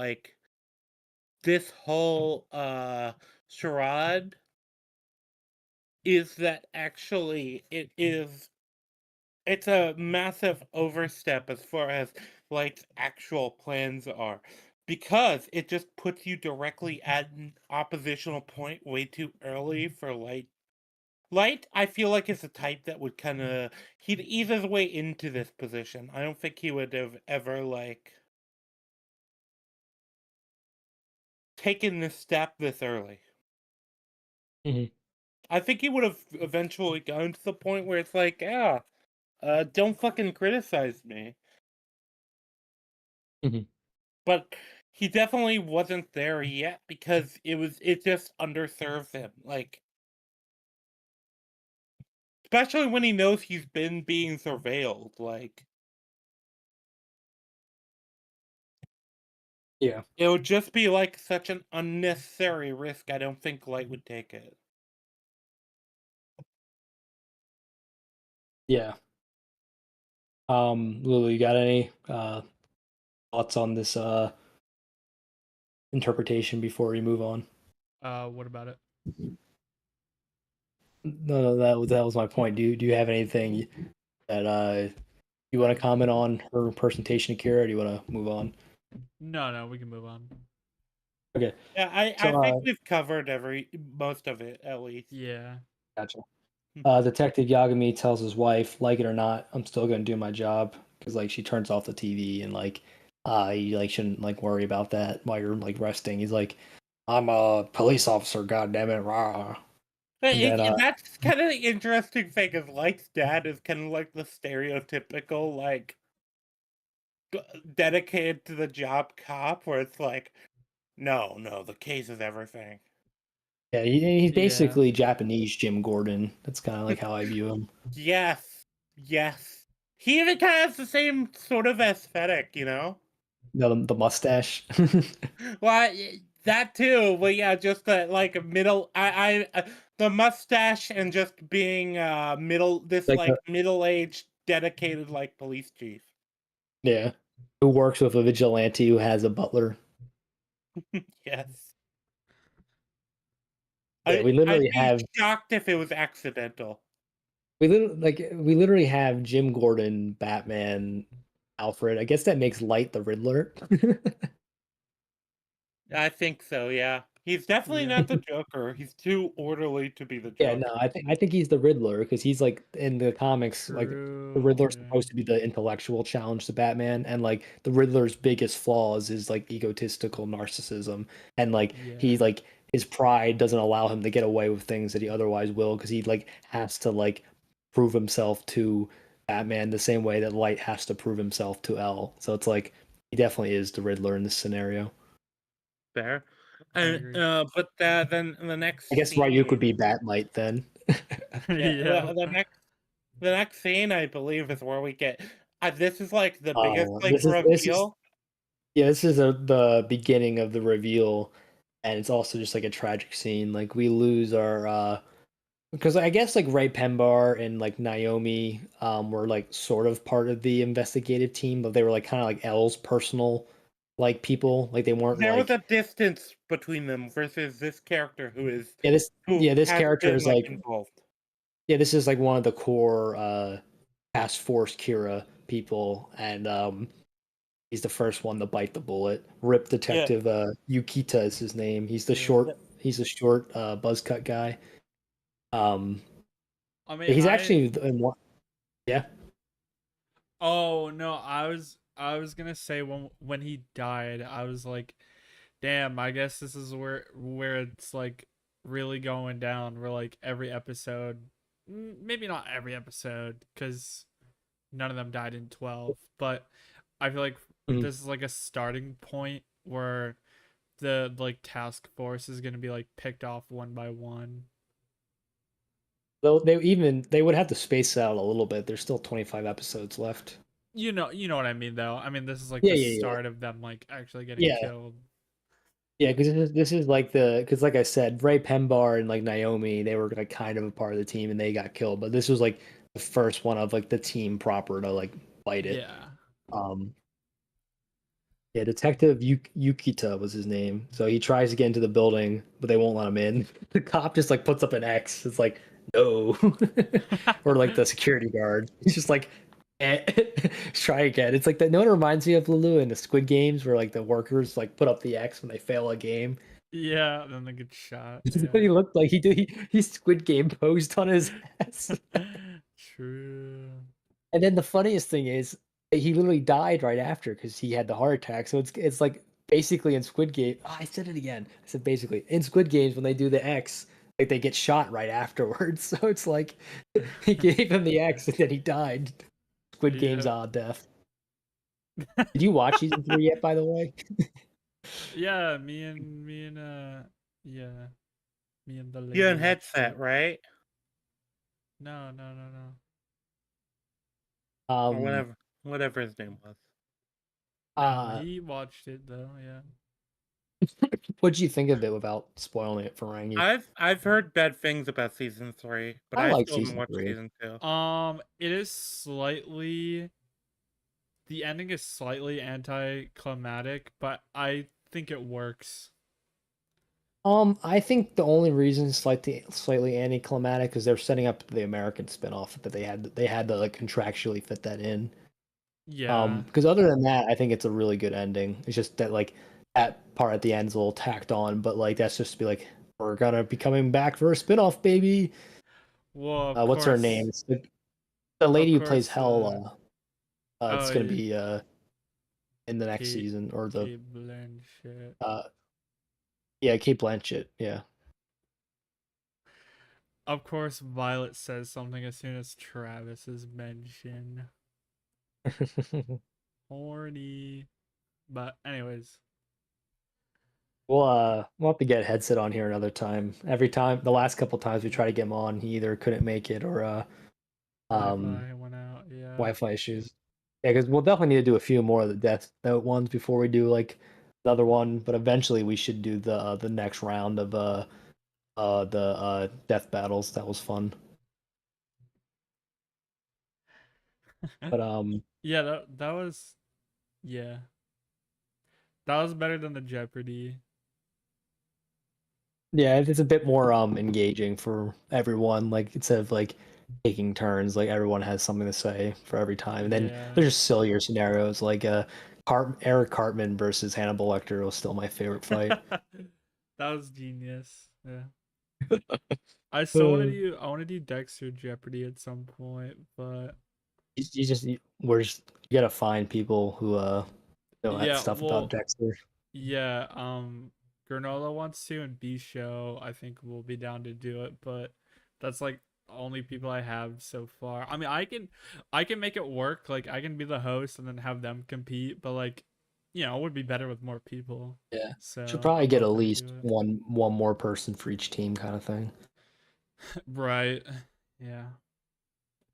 Um yeah, I would if that was a show I watched. And it's just there's a lot of seasons and I don't have the drive to do it. Yeah, If you that's did like why Breaking Bad, if you did like Breaking Bad Jeopardy, I would totally be down for that. that would be fun. But yeah, that's why I want to find people that like I've already seen it. So Mhm. Yeah. Um, Back to Detective Yukita. He dies of a heart attack.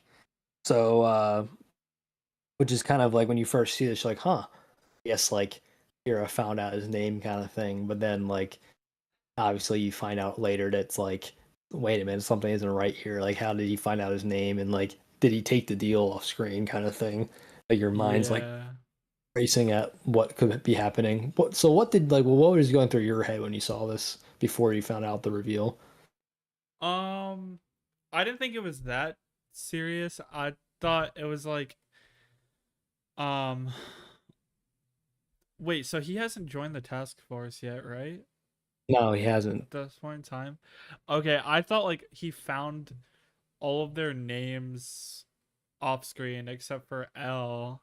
And so when he was like there at the crime scene, the news station, Mhm, whatever, because they show someone watching the news station. They mhm. just they don't show its light. They just you see like a Yeah. shadow figure. Mhm, Um, so it's like, oh, he just like found out all their names except for L, and then like was mhm, waiting to see who would show up so he could like pick them off one by one. But mhm. obviously by the end we know that's not true. Yeah. Yeah, that's I don't even remember what I thought when I first saw it because I watched this show for the first time like 5, 6 years ago at this point. Like it's just like I have a hard time remembering my first time watching the show too. Like it's gonna have been like what 10, 15 years ago. the only show I really remember like, or at least the only anime I like really remember a lot of my first reactions to things was Naruto, because that was kind of like the anime that got me into anime, like that was my gateway drug, if you will. Yeah, yeah. It's a lot of people's. Well, I'd say every generation has a handful of anime like that, where it's like your generation's One Piece, Naruto, and like Bleach, or your generation's like Dragon Ball. Or like I guess the current big three are Black Clover, uh Demon Slayer, and Jujutsu Kaisen, right? Never heard of Jujutsu that Kaisen first is one. definitely in there. Black Clover I wouldn't count in there. I'd say Demon Hunter more than Black Clover. I said Demon Hunter. Yeah, well, I'd I say said it's Demon like Slayer. Black Clover, Demon Hunter, and probably like some maybe Is it Demon Chainsaw Hunter Man or Demon Slayer? or Demon Slayer. Yeah, Demon Yeah. Slayer, and then maybe I guess Chainsaw Man. My Hero Academia you could probably throw in there too. But I think My Yeah. Hero Academia is a bit older, so it's kind of in that Oh yeah, transition so period. is Black Clover, because I think Black Clover was with My Hero Academia and Fairy Tail, and then Jujutsu Kaisen, Demon Hunter, and I guess like Chainsaw Man are like more modern. I guess Attack Uh, on Titan would be one you could say instead of Chainsaw I, Man, because that I one's pretty modern too. I'd probably say My Hero Academia is like of those three though is probably the most popular of them. Of the Black Clover Fairy Tail ones. Yeah, well, Fairy Tail was also a lot earlier than Black Clover, so it's a bit weird.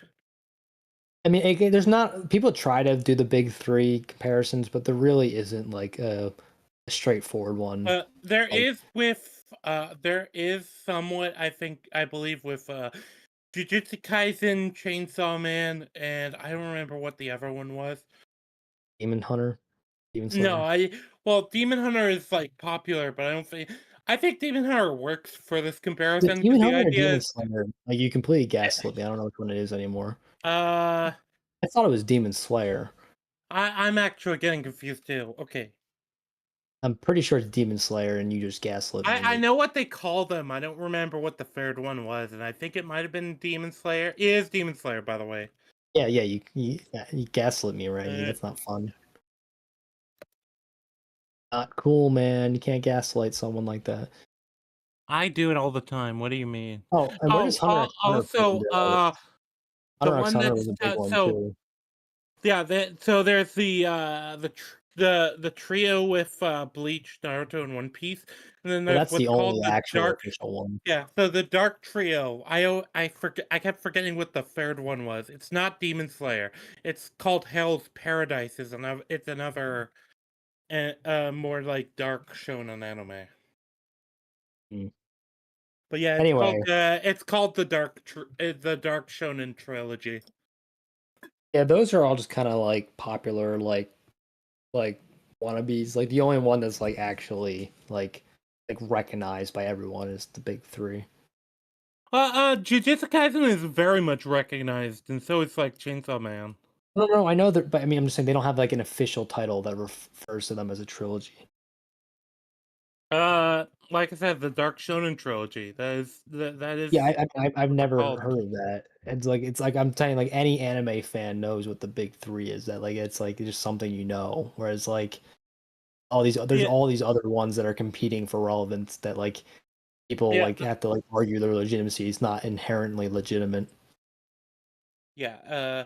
It's one of those things where it's always things are always often measured, especially with anime and stories, for some Well, reason. just things in life. Three's the magic number. Like that's a saying for a reason. There's a lot of like biblical symbolism, narrative symbolism. I just like there's a lot of things you can do with three. It's like the perfect odd number kind of thing. Well, even Any video games and stuff like that. Yeah, Like Legend of Zelda, the usually, like trial, there's 3 stages to the boss. You know. three acts in a narrative. Yeah, Anyway, three's just a good number for where a lot are of we things. in Like I the say, anime? I think we've bored Lou to death with anime terminology. A little Uh, bit. um, yeah. So Rip Detective Yukita, first member of the Kira Task Force, proper to die. So L starts to question if they actually need a name to face, and states simply they might only need a face, because otherwise he would probably have wiped out the entire task force by now if he had access to who everyone's names were. Because if he had their names, he probably like if he has their files, he probably also has what they look like. And he's like, why hasn't he killed all of us by now? If this was the case, he probably only needs a face and he doesn't know our names. Yeah.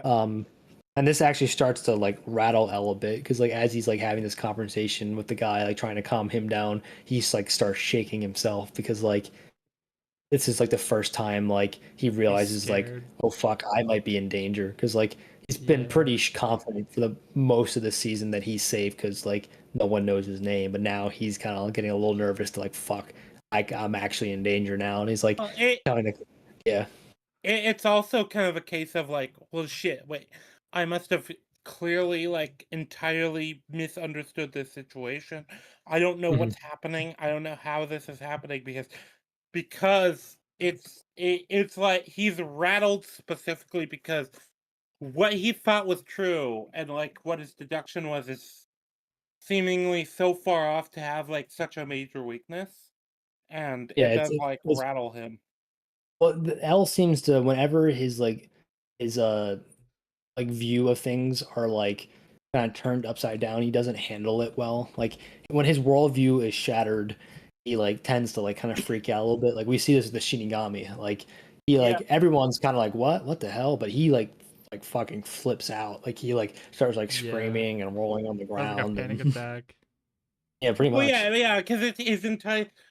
For him, it's different because he dictates. He works in the realm of logic, and the idea of a Shinigami existing just does actually kind of interrupt any like deduction he's ever made. You know? Yeah. Yeah. Um uh Yeah, so L says he tells the cop there's a difference between risking your life and throwing it away. Stay here. The other guy listens. And then Kira then calls the police, saying, calls out the police, saying you have 4 days to announce if they stand with me or against me. And I have like prepared two videos, one for yes, one for no. Um, And then, as this is going on, Detective Yagami Chad enters the scene and, and drives. I think it's an ambulance through the Yeah, front it's of the some kind. building. It's some kind of. I think it's a police van, but yeah. Yeah. I think it's. I thought it was an ambulance because he was at the hospital. No, no. He drove a police because the reason that he has to do this is because he has to hide his face. So he drives a police van into the hospital. I see. I always thought he just stole an ambulance from the hospital he was at, but I guess that makes more sense. Yeah, I mean, he could have. He could have. But it looked like a police Yeah, van. I mean I think they he refer to. does. I think they Oh, sorry, refer to it go- as a police van. So I was just gonna say he does pull his badge and gun and like give me this kind of thing later in this exact episode. So I thought he just kind of did that with the ambulance people. no, he does it after the crash. I know that, right? I was just saying I thought he did it like off screen. Like it's like we already know he will pull this kind of thing. Like give me your things. I'm a cop. I'm taking them. Like I thought he might have did that Yeah. with the ambulance, but apparently it's a police fan. Yeah, no, he did that with because he did that with the security guard specifically. If I Yeah, remember. yeah, he does it with the security guard and he does it with the Demigawa. I was pointing out that it's a pattern of behavior, which is why I thought he stole the ambulance because he does it like twice in this episode. Oh. Wait, does he Yeah, do it twice? Maybe he did do it Oh my with god. actually he does. He does it with the businessman at the end. He's like, "Give me the tapes," and he points a gun at him in the badge. Are you just blanking on that scene? no, I'm checking back to see if it's a no, this is not an ambulance. No, this is a police van, okay. Yeah, I but I'm was just right. saying that's why I thought it was the ambulance because he like does that behavior a lot throughout the show and particularly this episode. So I just thought like off screen he like pointed his badge like I'm taking the ambulance because he like basically I said it again. Yeah, I keep saying basically his wife like leaves the room and comes back and then she sees that he's gone. So like unless he like she was gone for that long that he like went all the way to the police station, took the police van, and then came here. Well, it's interesting too, because Light would have probably not because he knew that he had the connect. He already has enough connections to the police to he knows his dad is actually involved. You know, Mhm. Yeah. like What about it? this is one of the other things is this Gambit. Like this specific behavior, because he would know his dad, and he'd know his dad would do this type of thing. Um, I think it's Probably. not out of the realm of possibility, but I mean, like, even the rest of the task force are shocked that it was Detective Yagami that did this. Like, it is supposed to be like a little bit out of behavior kind of thing. Like, Well, it's also a case of he had a heart attack like the other day. So yeah, as well as a combination that like he's usually a by the book type of cop, and like he uh he was like not feeling all right, but now he's kind of like going off the rails a little bit, like playing fast and loose with the rules, and like he's like I never felt more alive, which is probably partially because he like feels like he's like actually making a difference right now, and then partially because like he probably was his whole life like a by the books cops, and like he's like playing fast and loose with the rules for the first time. It's like kind of exciting. Right. Um, but yeah, he um wears a hood as his incognito disguise, which I guess is enough that like you can't because like Misa like kills them like with like a like back of the head like view of them. So I guess like just like the back of someone's face is enough that but like clothing blocks it kind of thing. Mm-hmm. Is that how the Death Note works, Rangi? The Shinigami eyes? Like if you see the back of someone's head, their name still appears. I think that's kind of implied to be the case, yeah. Because So it's just the problem is we don't get a lot of info exactly on how it works outside of they can see their name and how long it is to die. that And if is it's the one converted weird to thing about human, and if it's converted to human, then they can tell. that's the one weird thing about this show. It's like sometimes it's like super specific, like 6 minutes and 40 seconds is how much time you have to write the name. But then other times it like kind of plays a little fast and loose of how exactly it works. So like it's sometimes like autistically specific, and then other times it's like frustratingly vague. Well, a lot of times it's autistically specific. It's either that this is stuff that Ryuk has specifically written down and translated into English, which he said was the most common language in the human world. Which I That don't is even one know if thing. that's true, but It is. We've been over this every time you bring it up. It's the most spoken language in the world by far because even though it's not has the most amount of native speakers, that would be Mandarin Chinese, it is the most universally spoken second language, and basically everyone who's bilingual knows English for the most part. So yeah, it's just that like it's just when you add all the bilingual people, it's just like half the world speaks English.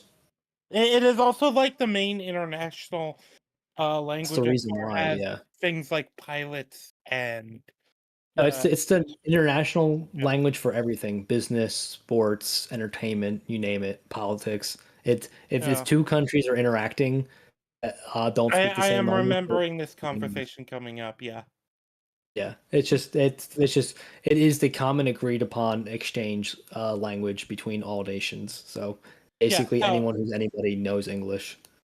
I can also believe that Ryuk kind of translated it because he's basically said he could translate it into human time as far as what he sees.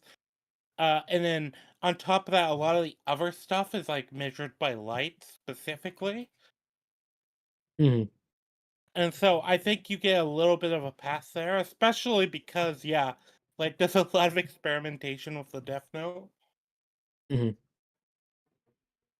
Yeah, so just with that, uh, I think that the times there lines up, but I'm pretty sure Misa could probably tell somebody's the way we understand the eyes to work. It's you see their name and how long they have till they die. I'm just saying they always say Right. face, not head, and she just saw his head. Like she like from where her camera is situated, she sees like the back and like a little bit of the side of his head, and that's like enough to kill him. because he Yeah. gets out of the car and he never turns around. Like she never actually sees his face; she sees the back of his head, and She that's might like have been enough. able to see his face reflected in the glass or something like that. I guess, but they never visually show you that. So, based on what the show has shown us, at least at this point in the show, I have to go off of that. They can kill you as long as you don't have like clothing preventing you from seeing like just like the top of your head. Yeah. Because like the The hood for Detective Yagami is enough. It's like yeah. he never turns around either. None of the cops turn around. They always get killed from behind because that's where she's like This is doing it one of from. those things that like the show doesn't like lay out specifically. How much of your Yeah, that's face my is point. like necessary? Yeah, like if somebody was wearing like a COVID mask, for example, like the Well, I surgical guess mask or yeah, whatever, you'd still be able to that'd kill them probably be because you can see. enough. No, No, it well, wouldn't because you can see the back of their head, which is how she kills everyone. well, no, but we don't know because they had to drive up, and the angle she might have been able to see them driving their face driving up. But you just have to make that assumption on behalf of the show because anytime they show you them from her POV in the show, it's always from behind. Like when we see them from a front view, it's like the omniscient presence that we see them from. But like she is situated the camera behind them. Like we get a few POV shots from her camera, and it's like up and behind. It's like on a balcony looking downwards. This is one of those things I think the show doesn't just doesn't experiment enough to know. It's like how much of the face or the head Oh, or whatever I was about to is say, needed. apparently it's not even the face; it's just the head. Because like you can just look at someone's back of the head, and then the Shinigami eyes will tell you who they are. Yeah, well, like I said, I think it's reasonable to assume she might have been able to, at some point, gleam their face before they like directly approached. Because I mean, I don't think that's necessarily the case either. Because remember, at the end of the episode, they put a barricade up, and she can't do anything. So it's like it's the same angle the whole time. Uh, yeah, That's the well, whole reason why Detective Yagami is able to walk out of there without like covering his face because they put a barricade blocking the behind view where the camera is situated. yeah. Like if she could see from the sides, then she would still be able to kill Detective Yagami. I think I it might don't just. think it's this I serious, think guys. I was gonna. Yeah, I was gonna say. I think it might just be like a minor like issue of perspective where they kind of fucked up slightly. Yeah, I'm This willing is to. literally this debate is exactly why they didn't show it. Yeah, no, we definitely got a little autistic about this. That's That's it. our bad. No, it's okay. I thought it was funny, but yeah. Yeah, But yeah, yeah. Detective we'll do the title cards and then uh I'll let you guys take over for a bit while I step away to get another drink. Death Note title card number 21. The instrument to write can be anything, e.g., cosmetics, blood, etc., as long as it can write directly onto the note and remain legible letters, which that will be of importance later. Death Note card number 22. Even the original owners of the Death Note, Gods of Death, do not know much about the note, which has been established before. But yeah, Yeah. so they're still on the scene, or like all the cops are like dying as like they approach. So I'll let you guys take it away from there. Oh yeah, yeah, and I feel like the fact that they approached in like SWAT gear, which includes like masks, like that was definitely intentional. And then they're like blocking it outside of that. Well, that's The jumping idea, ahead. We're still on the part where like the two cops are like showing up and then like drop dead, and then like Hell makes the phone yeah, calls. because we're at the title card. So in this case, yeah, Chief Yagami is just shaking down the police execs with, and they're like, "Oh, but we're hostages too." And he's like, "Okay, that's great. If you don't just give me the fucking tapes, I'm gonna shoot you." Yeah. Which I don't know. I think that is the Chad argument. Okay, great. You're gonna die if you don't. Yeah, he's like either Kira kills you or I kill you. Choose. Yeah, it's almost like the natural like counter to that, but it's also like obviously if you're doing a police procedural thing, it's like, well, that's not on the one hand, it's like that's not like acceptable from the police, and then you're like, but this isn't exactly normal circumstance. We're Yeah, deal we're dealing with supernatural killers that can make you have a heart attack by looking at you. exactly. And also, yeah, Yagami is doing this like he's going rogue at this point. Pretty much. Yeah, because he's like, yeah, I don't care. Give me the tapes. If you're not gonna give me the tapes, I'm gonna arrest you. Or shoot you. Whatever's convenient at this time, which seems to be the shooting you.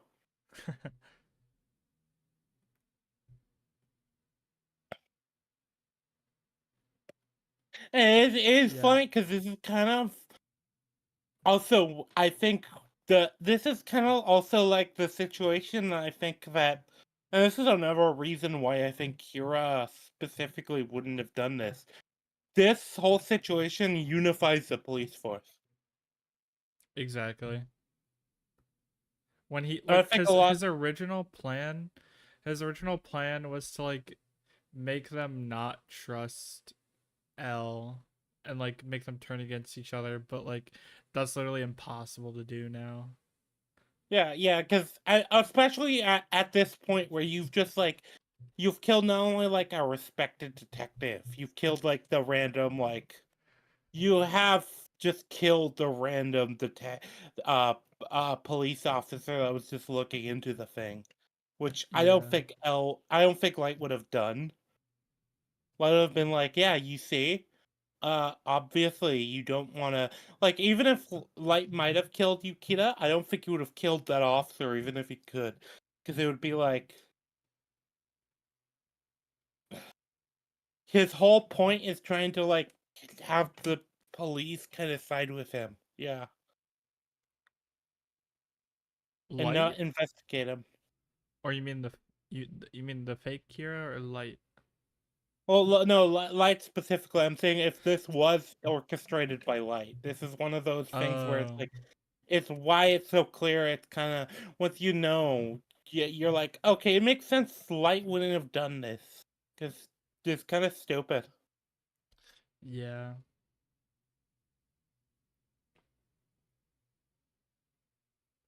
But yeah, because the police officer dying in front of the building, that's like one of the things that's like notably different from what Light would do too, because this police officer is obviously not responding to like, oh, this is a Kira case. They're like responding because somebody like called and was like, hey, somebody just died in front of our building.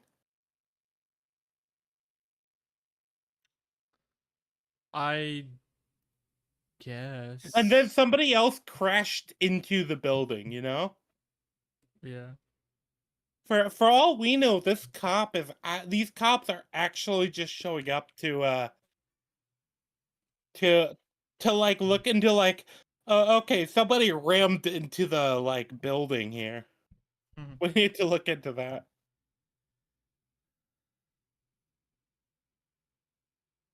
Like I think it's like so interesting as an idea, you know? Uh what is? the idea that these cops might not have even known this was involved in the Kira case. These cops might have been like just responding with like, yeah, we got a call that somebody rammed a van into a building. Oh, you mean not the detective? You mean the random ass cop that showed up and like died? Yeah. The pair of like Okay, cops that the show up poor, and just get yeah, yeah, murdered. Yeah, that poor guy. yeah. That's what I've been talking about. Yeah, because I think that specifically is one of the things that like unifies the police force against Kira.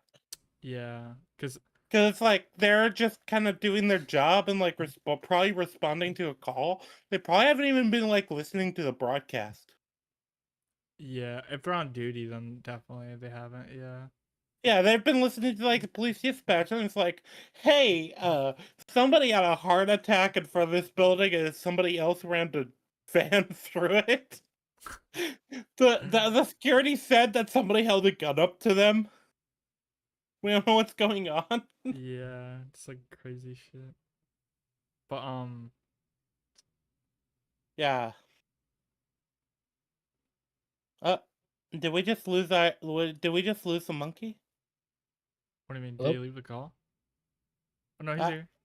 oh no, yeah, I hear him. What's that? Yeah. What's that, Iron? You want a banana? Well, no I'm gonna banana shove for the you. banana down your throat until it comes out your What? ass. Hey, Chill. I don't want your banana. What part are you guys on? The cops showing up. We were talking about the implication of the cops showing up because I was talking about the idea that one of the reasons Light wouldn't do this is killing the random officers that are just responding to this call is like Mhm. such a bad decision. Yeah. Because You guys go over the phone calls that L makes, the Detective well, Yagami and yeah, the that Detective is the Director. next thing. Because yeah, the cops die as L is on the phone call with with the deputy director guy. Well, we can talk about that briefly because we were just talking about the idea of the cops dying in general. Yeah. Do you guys like feel like you explored that pretty well? Because like if Yeah. so, The cops' deaths themselves. I think this call just illustrates the point where it's like this is the point where the police kind of unify behind L. yeah, And I would it's agree. it's actually why I think Light wouldn't have done this. Yeah, Yeah, he I was basically paints himself as a villain when he's trying to paint himself as anything but that. Well, also his yeah, whole plan at this point is to pit the police and L against each other. that's This what I is like said. counterintuitive. Yeah. Yeah. Yeah, I mean that plan's out the window now. They're fully united against Kira behind L. Yep. Yeah. But yeah, Uh. so Yep. You could that's when continue. Detective Yagami gets like told to walk out the front door, and he's like, "What?" And so that's kind of crazy. And like, trust me, bro, I got you. And then he's like, "Just wait 5 minutes, real quick. I'm BRB." And then BRB. he waits 5 minutes later, and it's like his breath's like shaking. He's like walking slowly out, like wondering if this will be like the last like moments of his life. And then like surprise SWAT team just like blocking the view of the camera, and then it's like his old buddy shows to personally drive him Yeah. away, and then Light's like, or Detective Yagami's like, I can drive myself, god damn it, but thanks for coming. And then yeah, so that's you remember him, Lulu, right? He was the detective who was originally supposed to be part of the squad, but he walked away at the last second because he's like, I don't trust this L guy. Oh, yeah, I think so. Yeah, so um I mean, like he's not like a major character or anything, but like this is kind of like reintroducing him to the plot. Right. Um, Yep. yeah, and then we already talked about how like Detective Yagami's like I've never felt better or like more alive when he was talking to Elle on the phone. Yeah. Um, We get the I guess the other thing to do is we get the news reporter that like is reporting on this, and he's like he makes like a definitive statement of like, oh, the police have decided not to that they are turning down Kira's call for them to work together, and in fact this is correct, and a law-abiding society should not like be bending to like the will of some like unaccountable vigilante. And then yeah, the thing I noted about the news reporter, he specifically states his own name because and I it's a feel like challenge for Kira's authority. yeah, he's Yeah. challenging Kira's authority, but he's also kind of challenging him to like, yeah, make a martyr out of me. Mhm. But Yeah, it's funny because it's kind of like I think it is one of those situations that just specifically illustrates why Light himself would not have done this. yeah, no, it's just it's basically it's. I mean, Elle points this out later. He has none of the sophistication of Light's typical plans.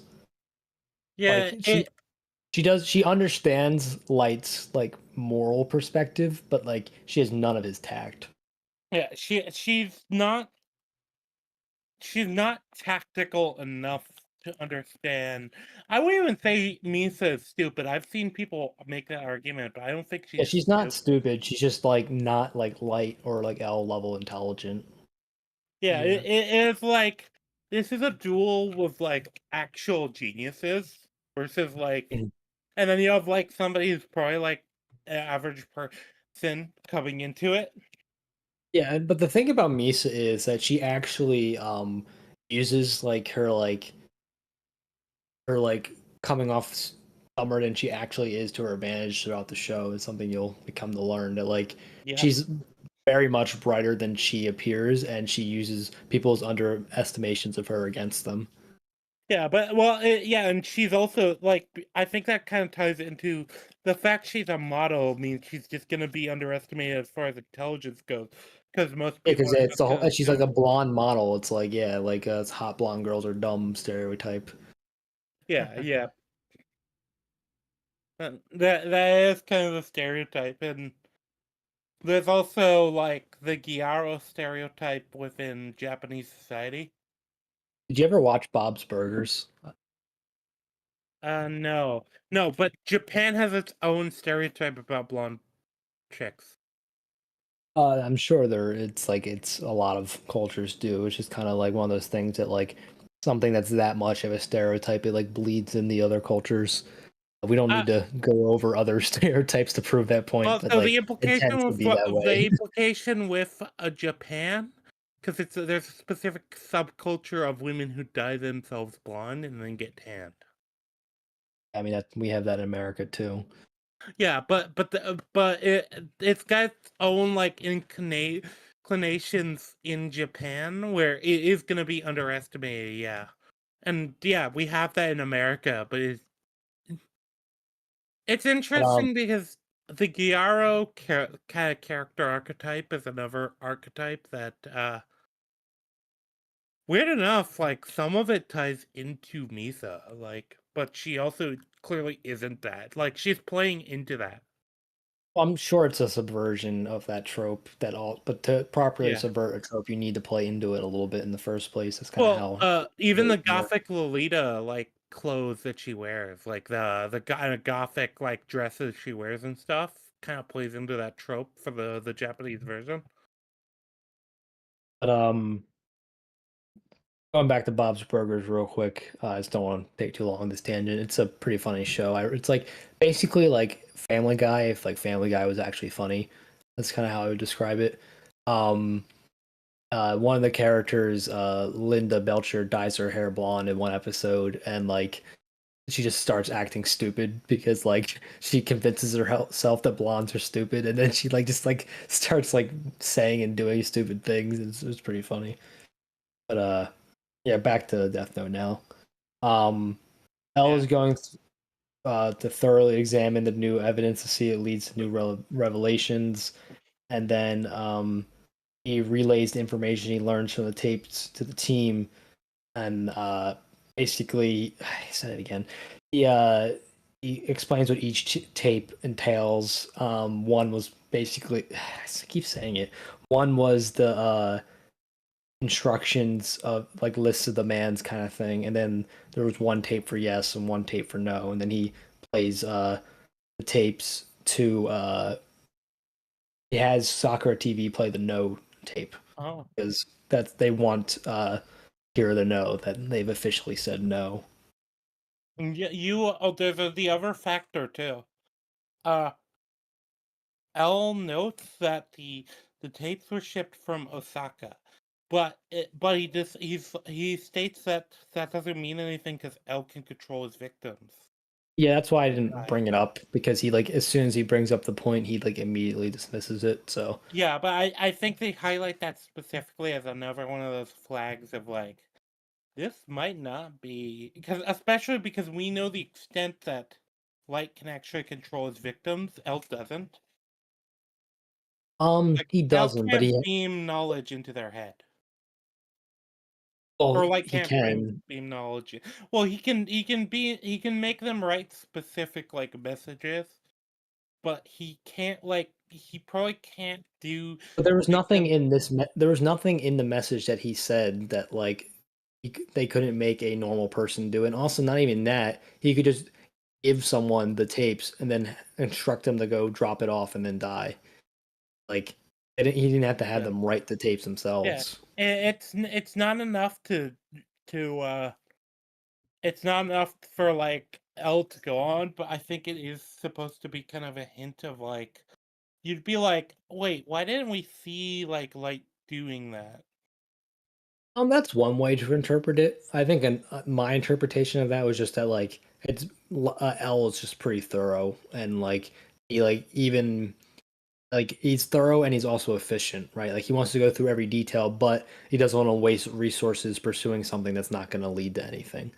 Like that's kind of my interpretation of that scene, but I don't think yours is invalid. Yeah.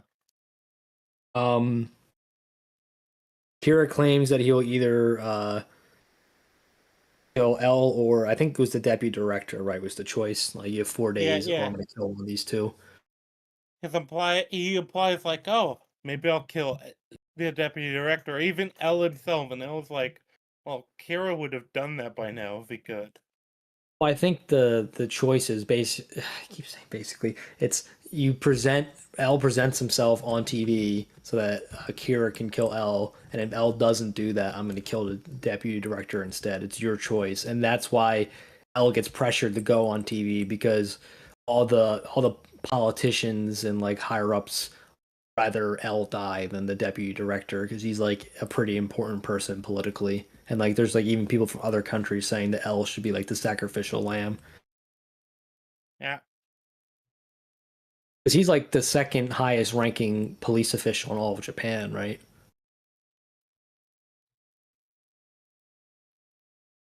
Is that what that rank is?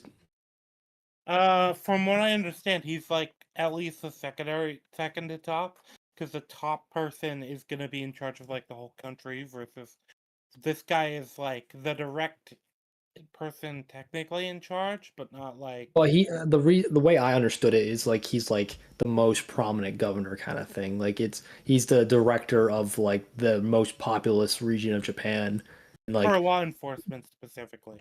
yeah, for law enforcement specifically, but like because like Japan's not as evenly divided as America is. Like that one like Yeah. section of Japan has like 90% of their country's Yeah, population, the like Tokyo 75. region has like 90 to 95% of the Yeah, population. it's something ridiculous like that. So like even though he's like only oversees one region, he oversees the region that has like most of the country's population. So like he's effectively like the most hands-on like law enforcement guy with power, and so he would be a pretty good target to threaten to kill if they don't present L. It is essentially the same as like going through and being like the director of the NSA, the FBI, and the CIA.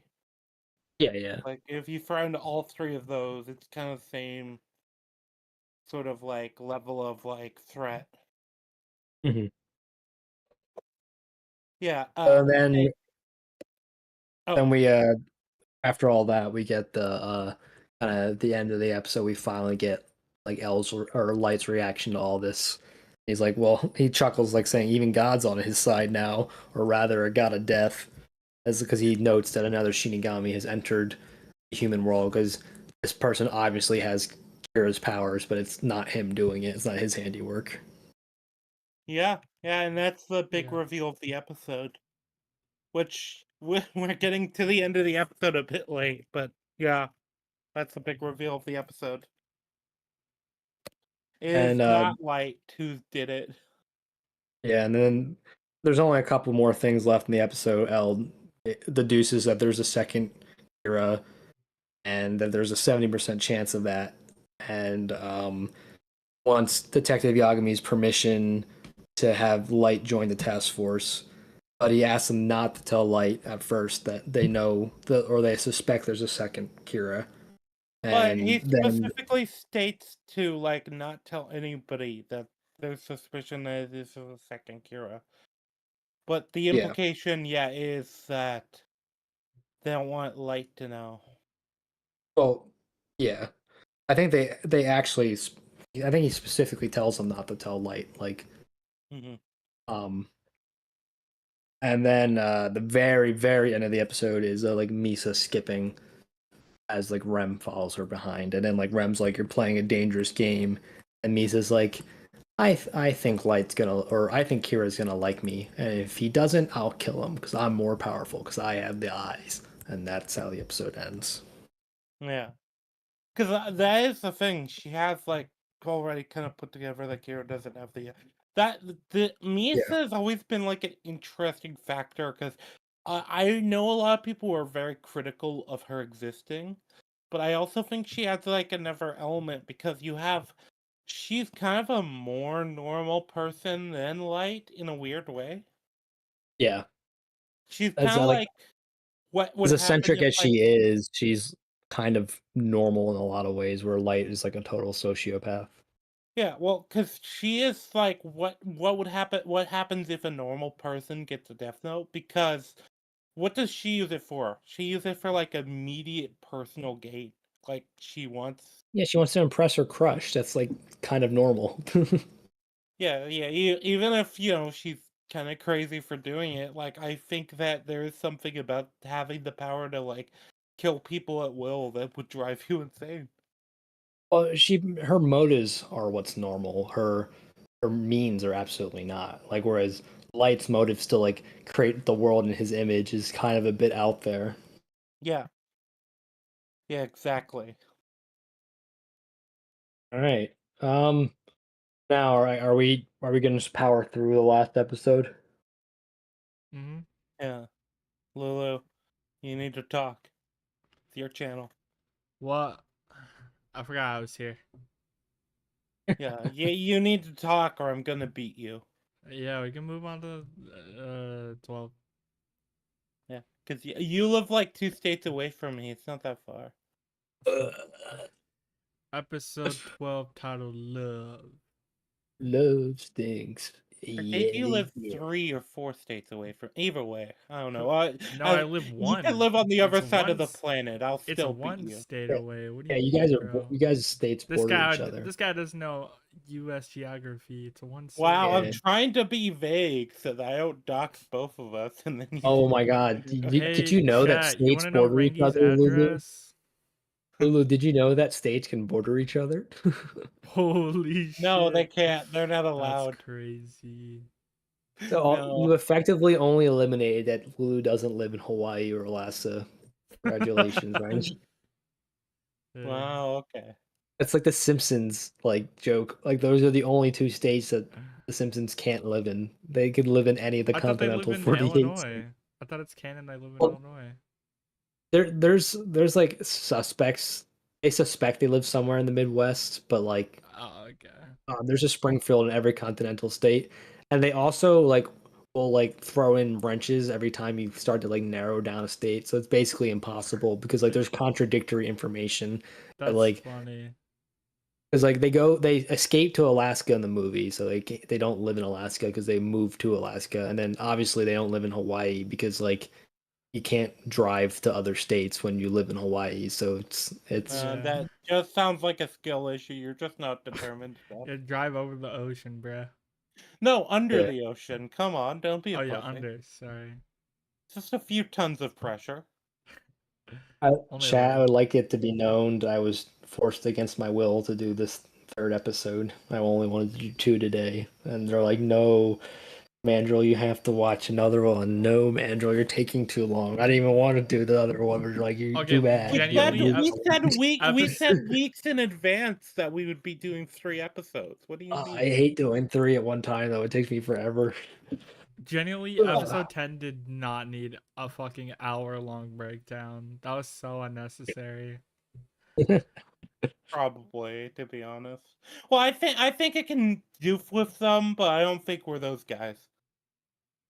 Well, the first half of this episode we can kind of power through, and then just end it with a bit of a breakdown. The second half, um, Yeah. Because even though there's more room to explain what happens in the first half, a lot of it is kind of stuff we already went over in this episode. It's Elle and Light playing mind games. I don't think we really need to like go into detail too much about that stuff. We'll just kind of like brisk through it. So Detective Yagami calls Light, asks him to join the task force as soon as possible. Light has been trying to find a way onto the investigation team for days now, but he never expected to get approached by them. So this was kind of like um not like in his plans because like he wasn't expecting it to go this way. So he's now got to kind of play uh defense a little bit instead of offense. Light needs to figure out who the other Kira is before the task force beats him to the punch, because that would obviously be very bad for him if they get information about the Death Note. So Light gets introduced to the rest of the task force, but like he already knows like half of them because like there's only 5 guys here, and he knows Elle and the dad already. So like awkward. He gets introduced to like 3 people. Um, Light calls him Ryuga, and L requests him to call him Ryuzaki from now on because that's the code name they use in that room. And then Light comes up with his own code name, and then L's like, "All right, I'll call you Light." It's like, okay, what's the point of that then? It's like you're already calling him Light. Well, no. His code name is like just so his code name is just Akagi Light. So that because the idea is his dad, the detective, is Akagi. So it's like, okay, I'll just use my dad's name. I just thought it was funny that like he was already calling him Light. They have that little exchange, and he's like, "All right, I'm gonna call you Light." It's just like, obviously it was just meant to be a joke because otherwise it's just useless. Because they never mentioned that again, as far as I'm aware. So it had to be played as like a little joke. Yeah, I think it was kind of meant to be funny. Yeah. I laughed, but like I don't see how else that like adds anything of value other than it being like played as like a little joke. Because like as far as I'm aware, they never call him anything but Light for the rest of the show. It's also just another case of, I think, just autism between both of them. Yeah, it's like Light's a functioning autist, where L is a train wreck autist. um, because L just stands out like a sore thumb in like any crowd. So the previous night, L explains that the second Kira only needs a face when the original Kira needs both a face and a name. L is very curious what Light's interpretations of the tapes will be. That's why it's very important they don't give him any context. That would lead him to draw conclusions outside of like L's little experiment here to see if Light determines whether he is another Kira or the same Kira. Light is disgusted by how amateurish this imposter Kira, which we went over earlier. He's kind of being a bit harsh. She did a better job than he gives her credit for, or at least at this point in time. Obviously, later she makes some like really rookie mistakes that like Light's like dumbfounded that Well, she did. she also like the whole approach with the TV station is something like we probably wouldn't do, at least at this stage. Yeah. But it is kind of like you're judging somebody like going off a understanding of you that you put to the public. So Mhm. Yeah. Um, Light finds it suspicious they aren't explaining the context of the tape nor asking him his thoughts about it. And Light's like, yeah, well, they just don't say anything of value. The Light L will just die in 3 days, and that'll be that. And then as soon as he finishes that thought, L's like, so Light, what'd you think of it? And Light's like, God damn it, it's another test. He's like, for fuck's sake. And he like grips the chair as he stands up angrily. this is the thing. All he has to do is, that's the funniest thing about it. This whole section is all Light has to do is come to Nothing. a conclusion that's obviously the wrong one, and Mhm. Yeah, all look. he has to do is just like say nothing of value, and then L's his like greatest enemy is gonna die. But like his pride won't let him fail L's test because he's directly challenged. And then on top of that, there's probably a part of him who wants to kill L himself. So it's like even though it's like L's on a silver platter here, it's like I kind of want to be the one that beats him personally, kind of thing. Yeah. He's Well, probably and then subconsciously thinking. on top of that, it's a case of like look, everybody's gonna think that I was the one to kill you, but I'm gonna know that I'm not. I'm gonna be the one to know. I kind of let somebody serve you on a silver platter, and that's gonna always bug me. And it's funny because if you deal with enough gamers, there's kind of that gamer mentality with them. It's like, Yeah, it's like the game's like, hey, you're kind of struggling a bit right now. Do you need assistance? No, goddammit, I'll figure it out myself. fuck you. I'm not going down to easy mode. Fuck you. Yeah. I do not need your help solving this puzzle. Thank you. Yeah. I don't need to go to the game journal mode.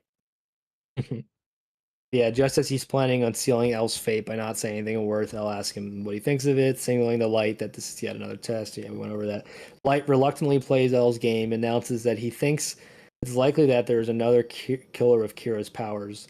The statement shocks Light's father and asks him to elaborate. Light states it's extremely out of character to use these types of victims for its killings. Light says since they established he needs a face and a name to kill, makes you wonder how he's able to kill the detective and the other two officers outside the television station. The detectives are stunned as Light came to the same exact conclusion as L and practically phrased it exactly the same way too. Like goes to show their brains kind of work the same way. Yeah, Yeah. they kind of have similar levels of autism, even though like Light is a lot more like functional. Oh my god. Well, Light Light's is a lot basically more put Light's L if L acceptable. could like disassociate his like autistic tendencies from um his habits, right? Like when he says like I can't sit any other way or like will deduce my intellect by 40%. Like Light doesn't need to like have like autistic tics to like think of things in that way. He can think that way while still Yeah. appearing completely normal. He can ignore his like tendencies for the sake of a goal most of the time, but even then, like he does have other things like, oh, this is a test, and then like immediately he locks in, rather than like, no, I just have to say like something unsubstantial like Mhm. this, or this. Mhm. But One thing is also, the funny thing is, like, if he did say nothing insubstantial, it would have concluded he is actually Kira.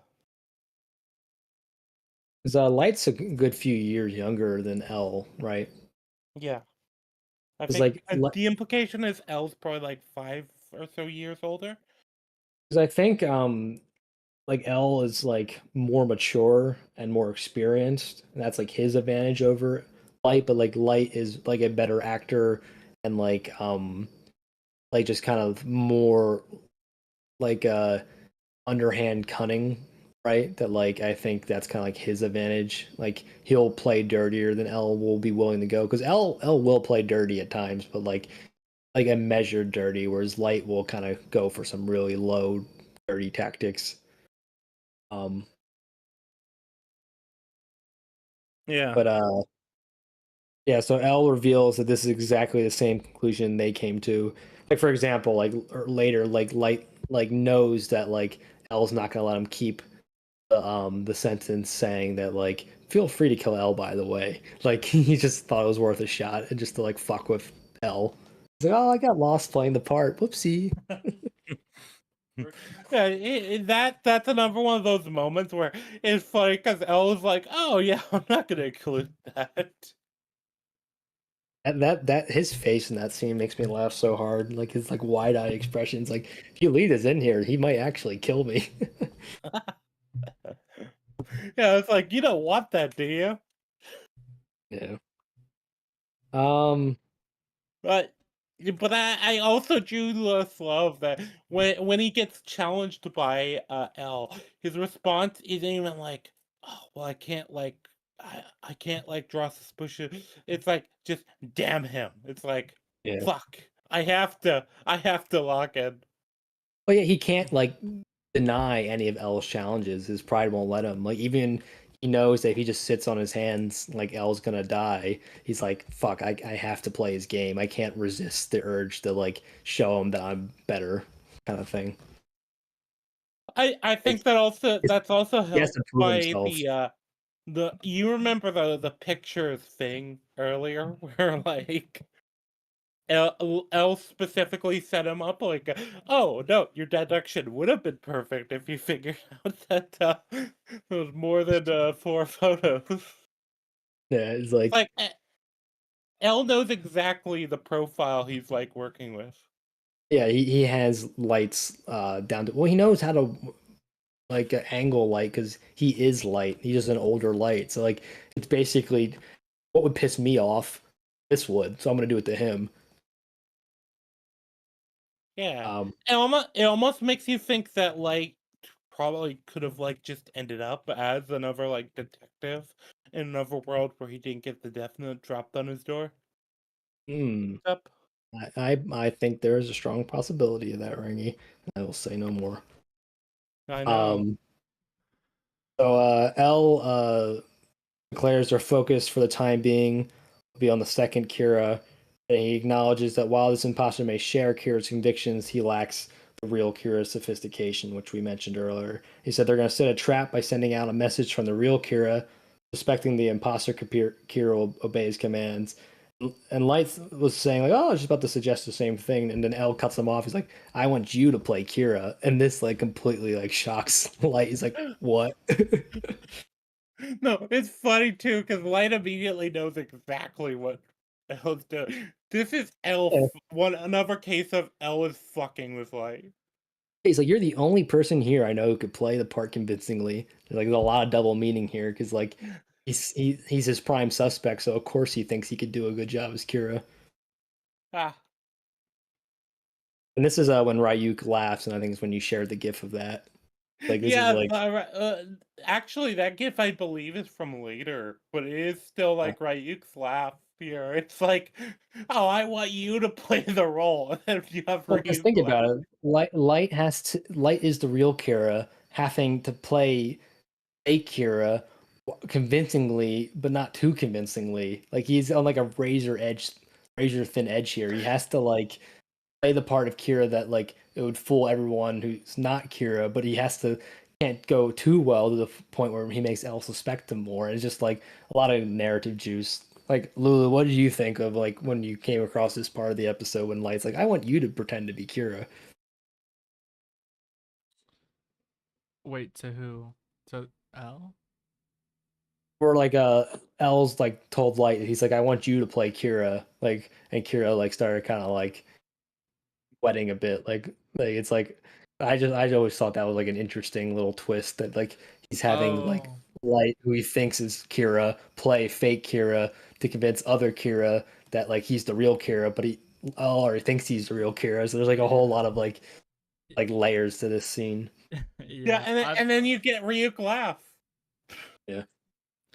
I thought it was funny, but also like really smart, cause you can tell like L is like he's obviously still suspicious of Light, so he's like trying to see like, okay, compared to what we've seen before from Kira, how close, or Mhm. like how close can Light like kind of impersonate him or like write like him, to like Mhm. Yeah, kind of test to see like, I guess just to like raise his suspicions or not. but Yeah. also It's Um, you killing have like the two birds with angle one of stone. It's like if yeah, like if Light slips up, that he got the real Kira, and if he helps him catch the other Kira, he is that like he can catch both Kiras here with like one fell swoop kind of thing.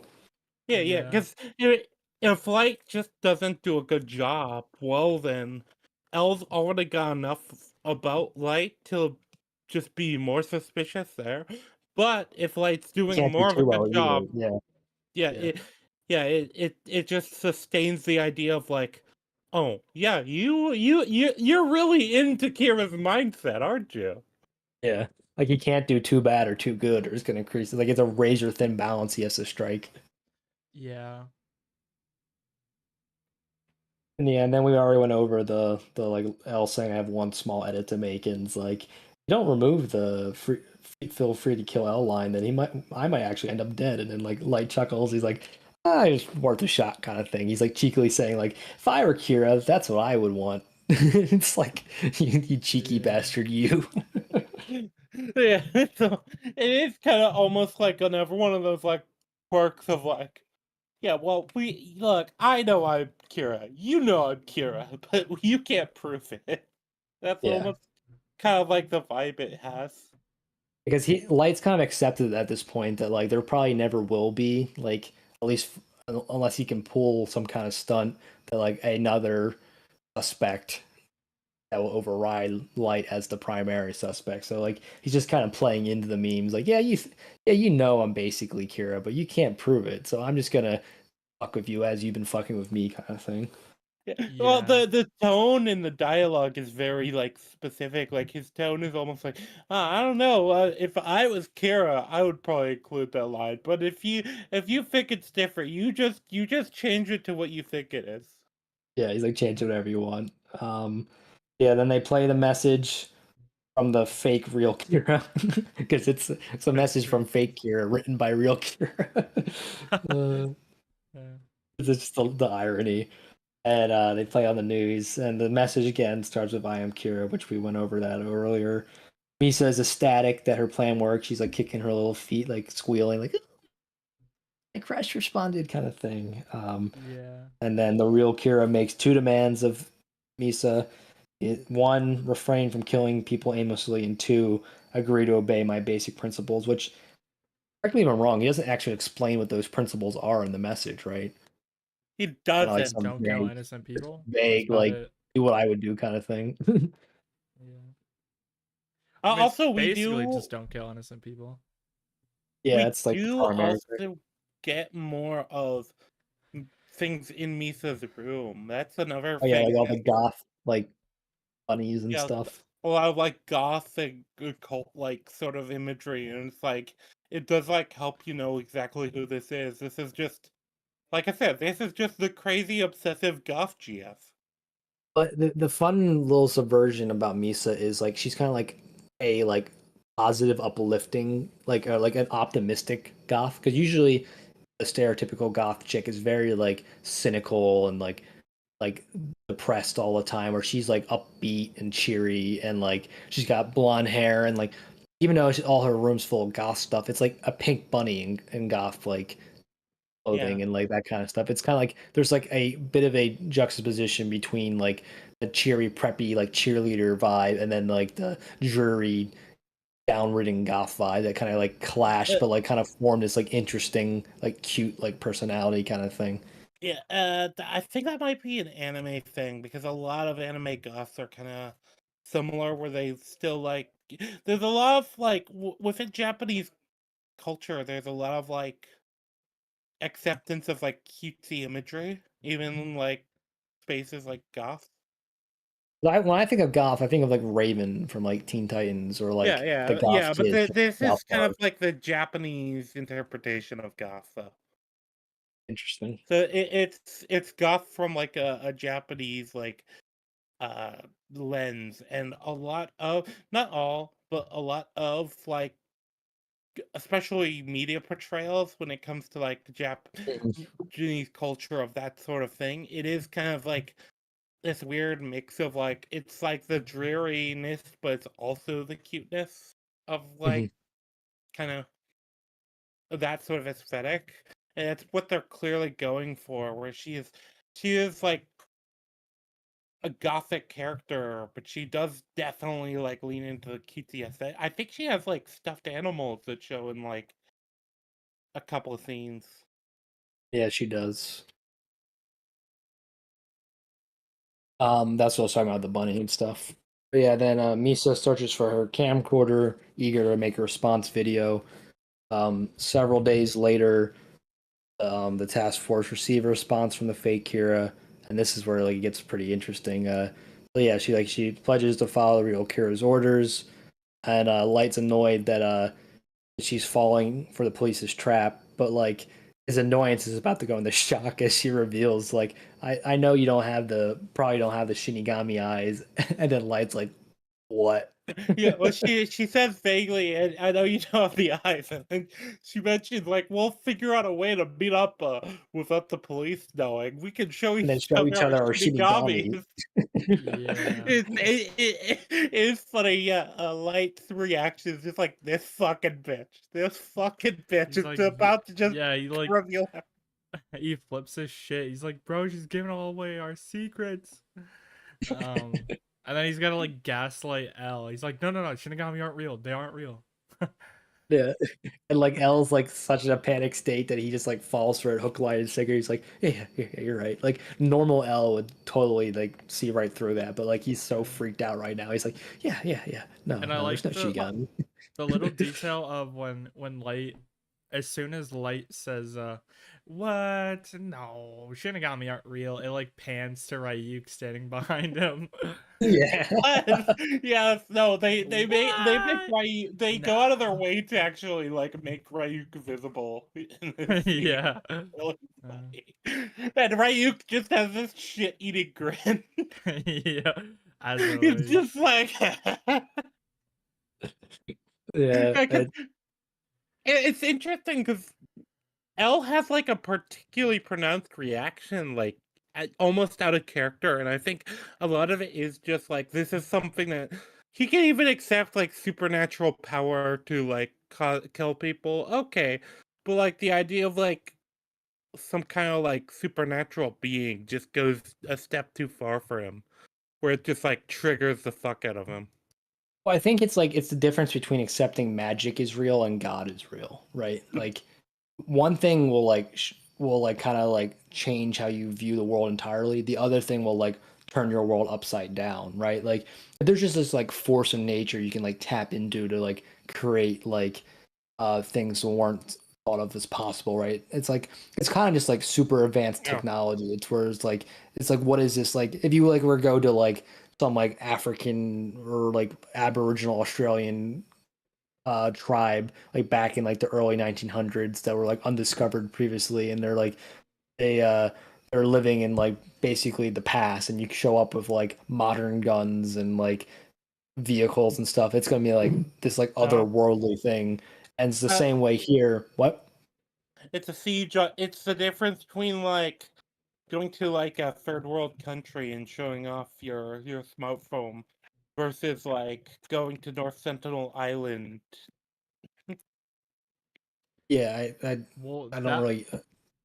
that's like, I guess you can make that analogy, but this is like that times like 10,000, because he's like, wait, are mystical, fictional, like mythological gods like real? And so like that's like way more insane than being Yeah, like, Yeah, that's oh, what I yeah, was trying advanced to get at. Was technology. I didn't finish the analogy. It's like that's Oh, like I was sorry. comparing like the technology. No, it's all good. I was comparing the technology to like magic, right? The same way how like the Death Note's just like advanced technology, but then the revelation that like God is real and like pulling the strings behind all this. That's like Right. another level. It's like God is just like appears on this island and like tells them that like here I am real. Like that's like way crazier than like the tanks to these like yeah.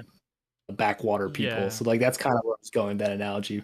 But yeah, like that basically Lulu, you made the same point. It's like it's another level when you go from like the supernatural to like God exists.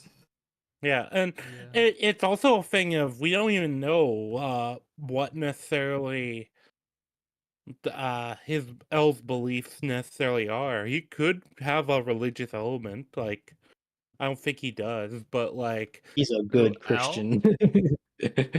I said, yeah, L. Like I find it there, I find that hard to believe that he would like. yeah, but more realistically, I Yeah. think there is an idea of an existential thing here where it is like yeah, it is kind of what you're saying, where it's like God exists, but it's also like these beings just outside of any system we have exist that can just kill us anytime. Well, it's also Yeah. like there's like a degree of like L understands how people work, right? And like Yeah. even though he doesn't understand how they're using this like thing to kill people, like this like magical power, he understands the people wielding it. Whereas like when you throw Shinigami into this is something like L's like completely unprepared for, right? Like there's no like understanding that he can even like kind of grasp onto, right? Like it's just like a human playing God is very different than an actual God. Yeah, true. Yeah, and Lulu is what you posted. It's the Shinigami don't exist. Ryu, That's Ryu. like perfect meme material. Ryuk's honest reaction. Live Ryuk reaction. Yeah. We've got this We should big make ass that meme. smile. Uh, Yeah, just in general, yeah, it is notable the way it does just shake him to the extent it does, even though it makes sense entirely for El's character. yeah, we've never seen L this rattled before. Like it's like he actually is like basically gives himself a heart attack over the revelation. And then I believe we get actually we get another time card or thing. You may Yeah, also so write the cause of death or death of death prior to filling in the name of the individual. Be sure to insert the name in front of the written cause of death. You have 19 days, according to the human calendar, in order to fill in 2 names. yeah. In a name. Is that a name? It's fill in a name. The cursive got me. And then the Death Note title card number 24 is if you do not actually possess the Death Note, the effect will be the same if you recognize the person and her name, the place in the blank. So like what I've understood that to be is like if you like write out the cause of death, right, and you just leave the person blank, the next person can come in, fill in your work. As long as they recognize the person's name and face they're putting in there, they can put that person's name in, or vice versa. You can put a name, Yeah.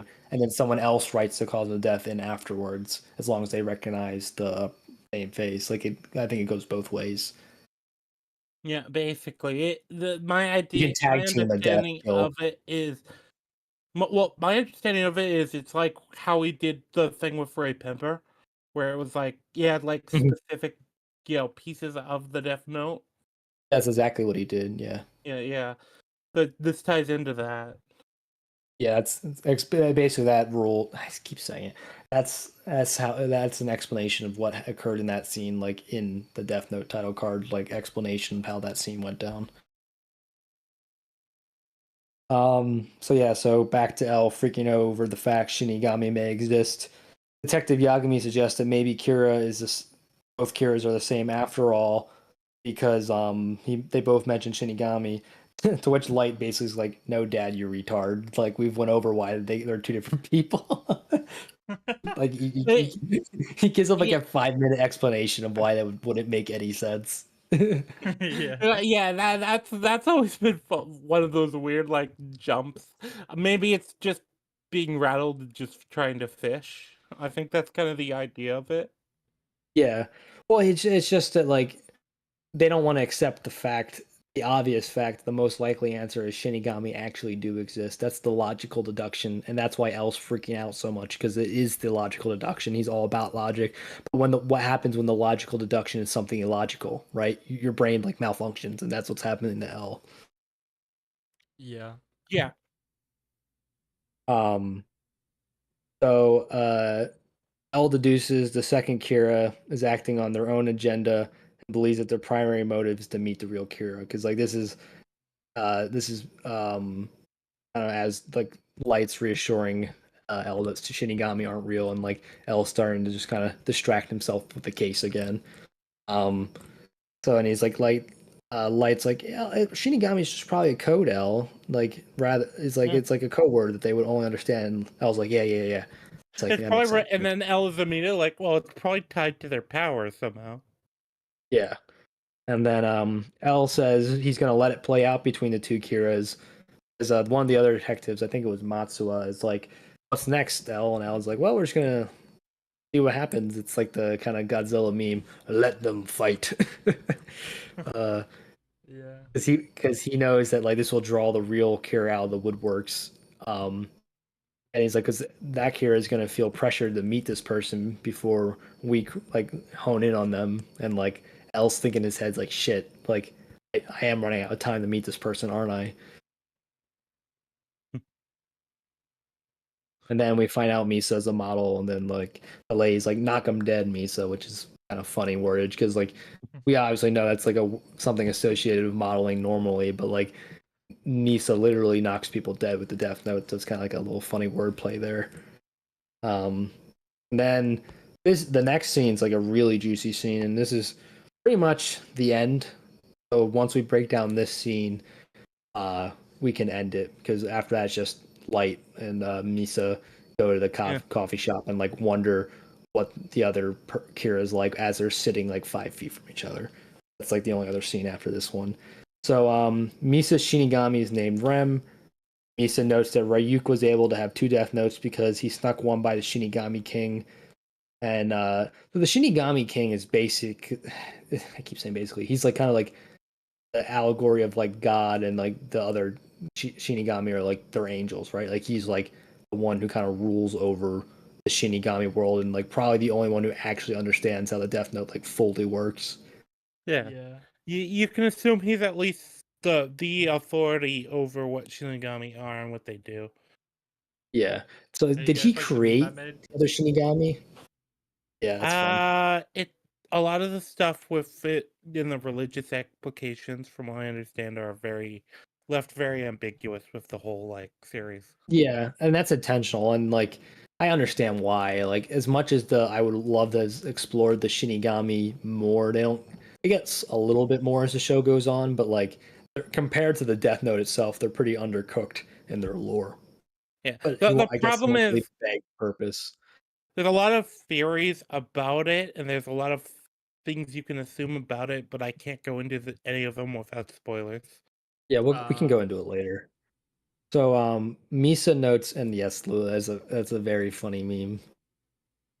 I appreciate it. Live are you reaction. I like that you changed the font for Ayuk as well. It looks like his like sloppy handwriting. Within this Oh, couple it's like of the things, Death Note font.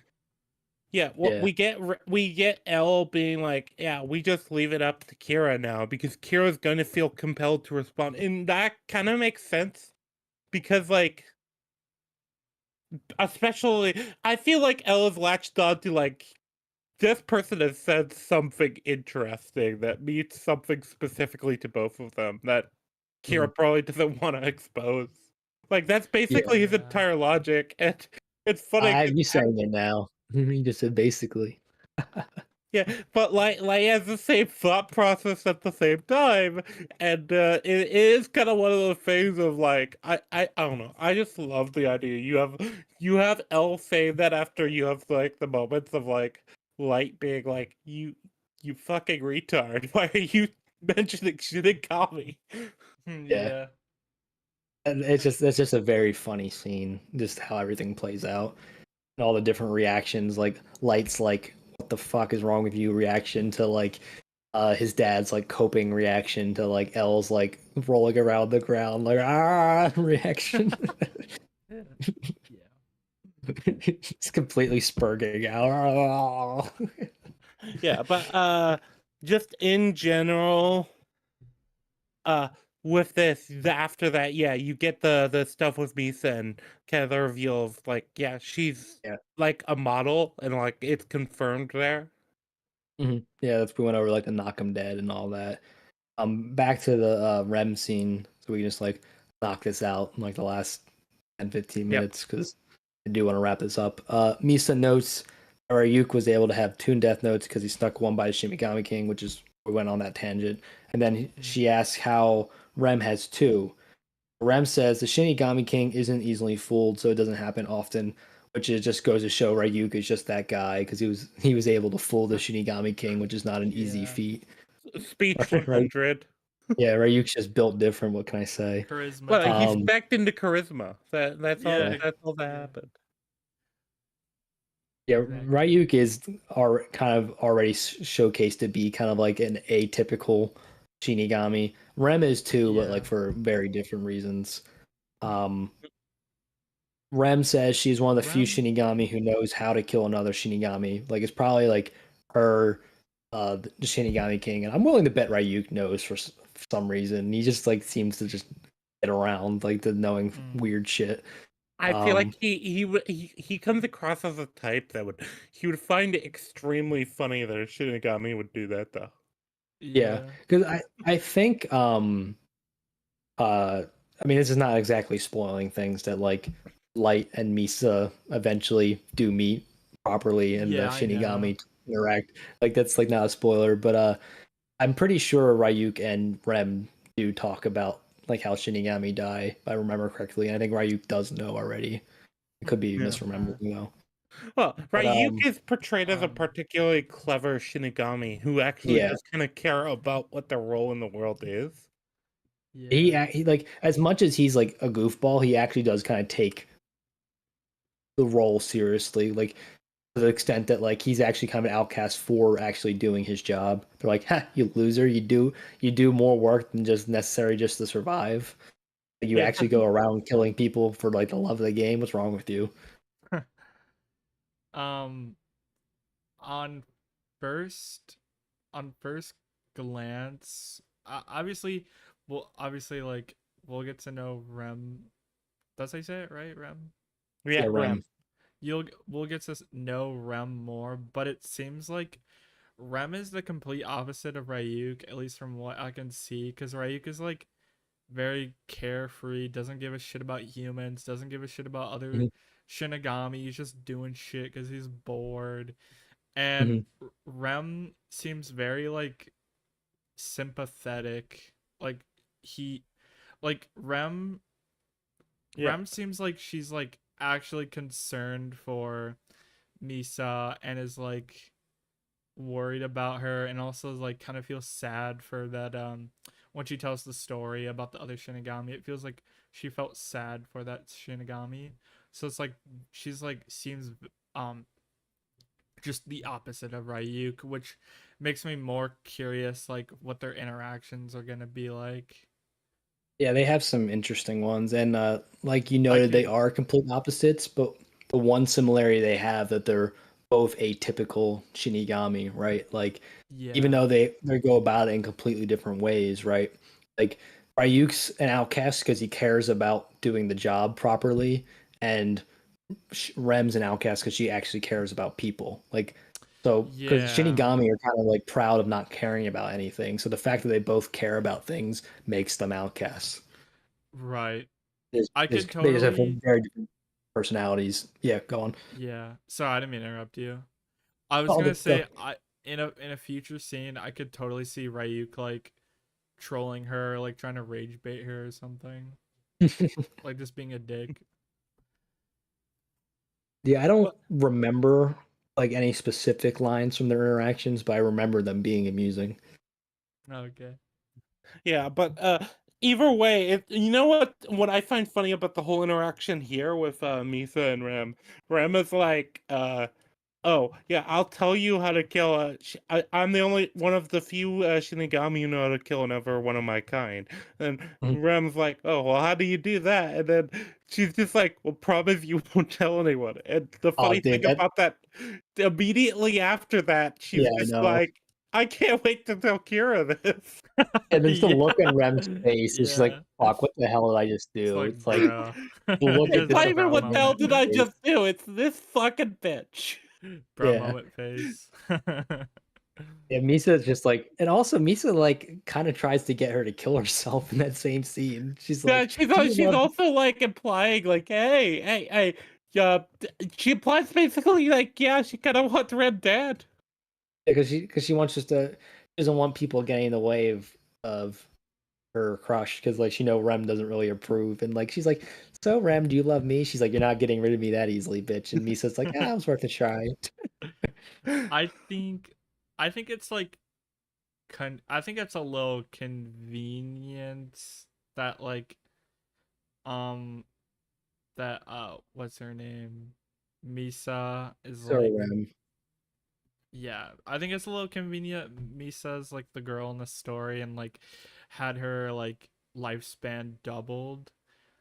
Well, But that's it's the reason it's not convenient. It's like the only reason she's in the story is because Rem thought that it's suitable that like has his death note now because he sacrificed himself to save you. So like it's like kind of makes sense that you be the inheritor of his death note since he did it. yeah.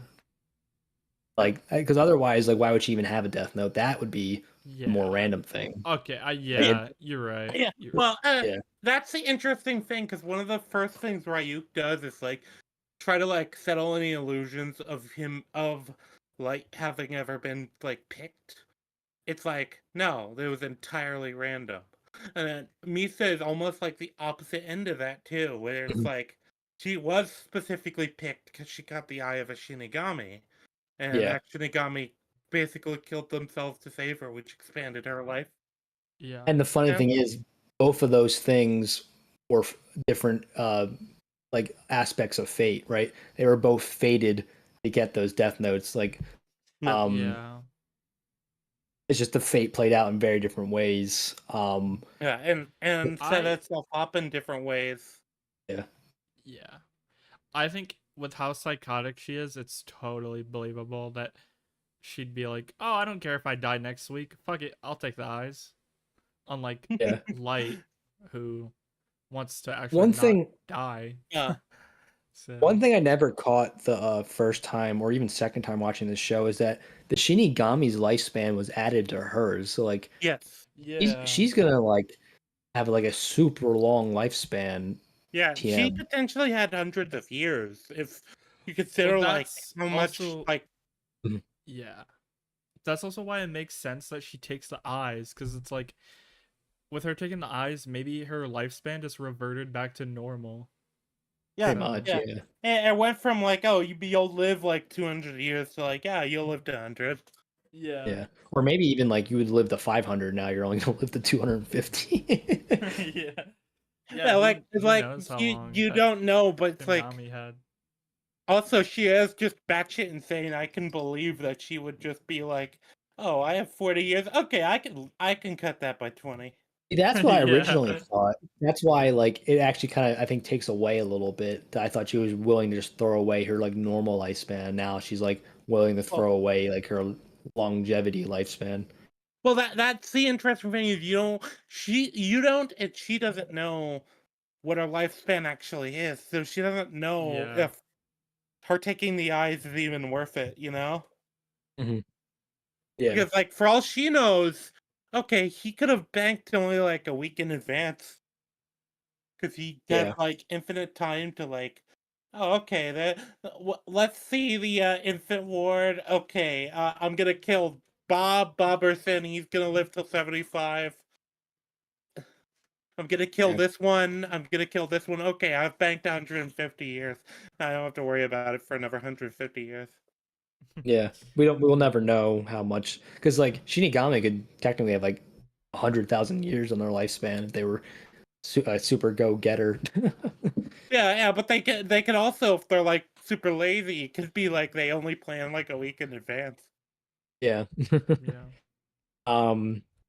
Because So it's so yeah, easy for them to kill. So yeah, yeah. All I have to do is just write a name in a book. But yeah. So jealous. His name is literally jealous. Kind of funny. Um. But yeah. So Misa originally thought that Rem killed the other Shinigami and took their death note, and Rem's like, "That's not how that happened." She's like, "I just happened to be there when it happened," and then she explains the backstory. And then we already went over saying never repeat this to anyone, only for like her to immediately want to break that Okay, tell promise. Kira. Yeah. Yeah, yeah, yeah, she's get a like, fucking oh, bitch. I have now I have info I can trade to Kira. Yeah, it's like Yeah, it just Rem's like open mouth stare, like the audacity of this bitch. yeah, like I said, you fucking bitch. What? Yeah, it's just like he just was like she even like pretend to even care. uh, Misa. But yeah, she's when she was like initially going into the story, Misa's like, "Oh, that's such a beautiful way to kill." The like for a Shinigami, only way for a Shinigami to die is from the fall in love of a human. And then Rem tells Misa the story of Geller, where like it was basically he was a simp Shinigami who would just love to watch this like girl just go about her day. Just like basically it was like his version of what's it called? Like when these guys watch these like EFOT girls like do just like be on camera all day. Like essentially what he was doing, just watching her all day, just enamored by her. And then like when it was finally her day to die, he just like couldn't like bring himself to let it happen. So he like something that Shinigami are never supposed to do, and he prolonged her lifespan instead of cutting it short by killing the guy that was supposed to kill her. And then he died instead of her, and then his lifespan went to hers, which we already went over. And yeah, that's the story of Jealous. He has a couple of lines that are interesting too, where he like it's like Rem like going and talking to her and to him, and he's like, "But she looks so healthy. How is she gonna die?" Because this is another one of those things that like sustains. Yeah, the Shinigami don't know how you're gonna die either. They just know when. Yeah, they just know the date. They don't know actually the means of it happening. Yeah, and I feel like if it was a case of like she was gonna get killed by an accident or something, it probably would have been something different. But the specific cause of death was gonna be like this psycho stalker, and he like. Well, it's almost like he felt like he was killing her in a way, right? Like he is a psycho stalker, and then like his like he also kind of feels that like unrequited love because like he's like obsessed with this girl that doesn't even know he exists, and then here comes this other guy. Know he exists because, but it's the difference between like a distant stalker versus like a stalker that would actually do this shit. Oh yeah, but I'm just saying there is a clear parallel there. Like they're both distant stalkers who Misa has no knowledge of, and then like on the fateful day, the one stalker wants to kill her because he can't have her, and then the other stalker protects her even though he can't have her. It's just kind of like two different takes on like the crazy stalker. Like one crazy stalker loves her so much that he was willing to kill himself, and the other crazy stalker loves her so much he's going to kill her so no one else can have her. And it's just kind of like two different takes on the crazy stalker stereotype. And the moral of the lesson is don't simp, gentlemen. Yes, no e-thoughts allowed. Misa, the gooning is temporary. The Jedi order is forever. But it is interesting because she doesn't know how much that added on to her life. Now you could probably assume a lot because like just in general with a Shinigami, it's kind of gonna be like it could be hundreds of years. Yeah.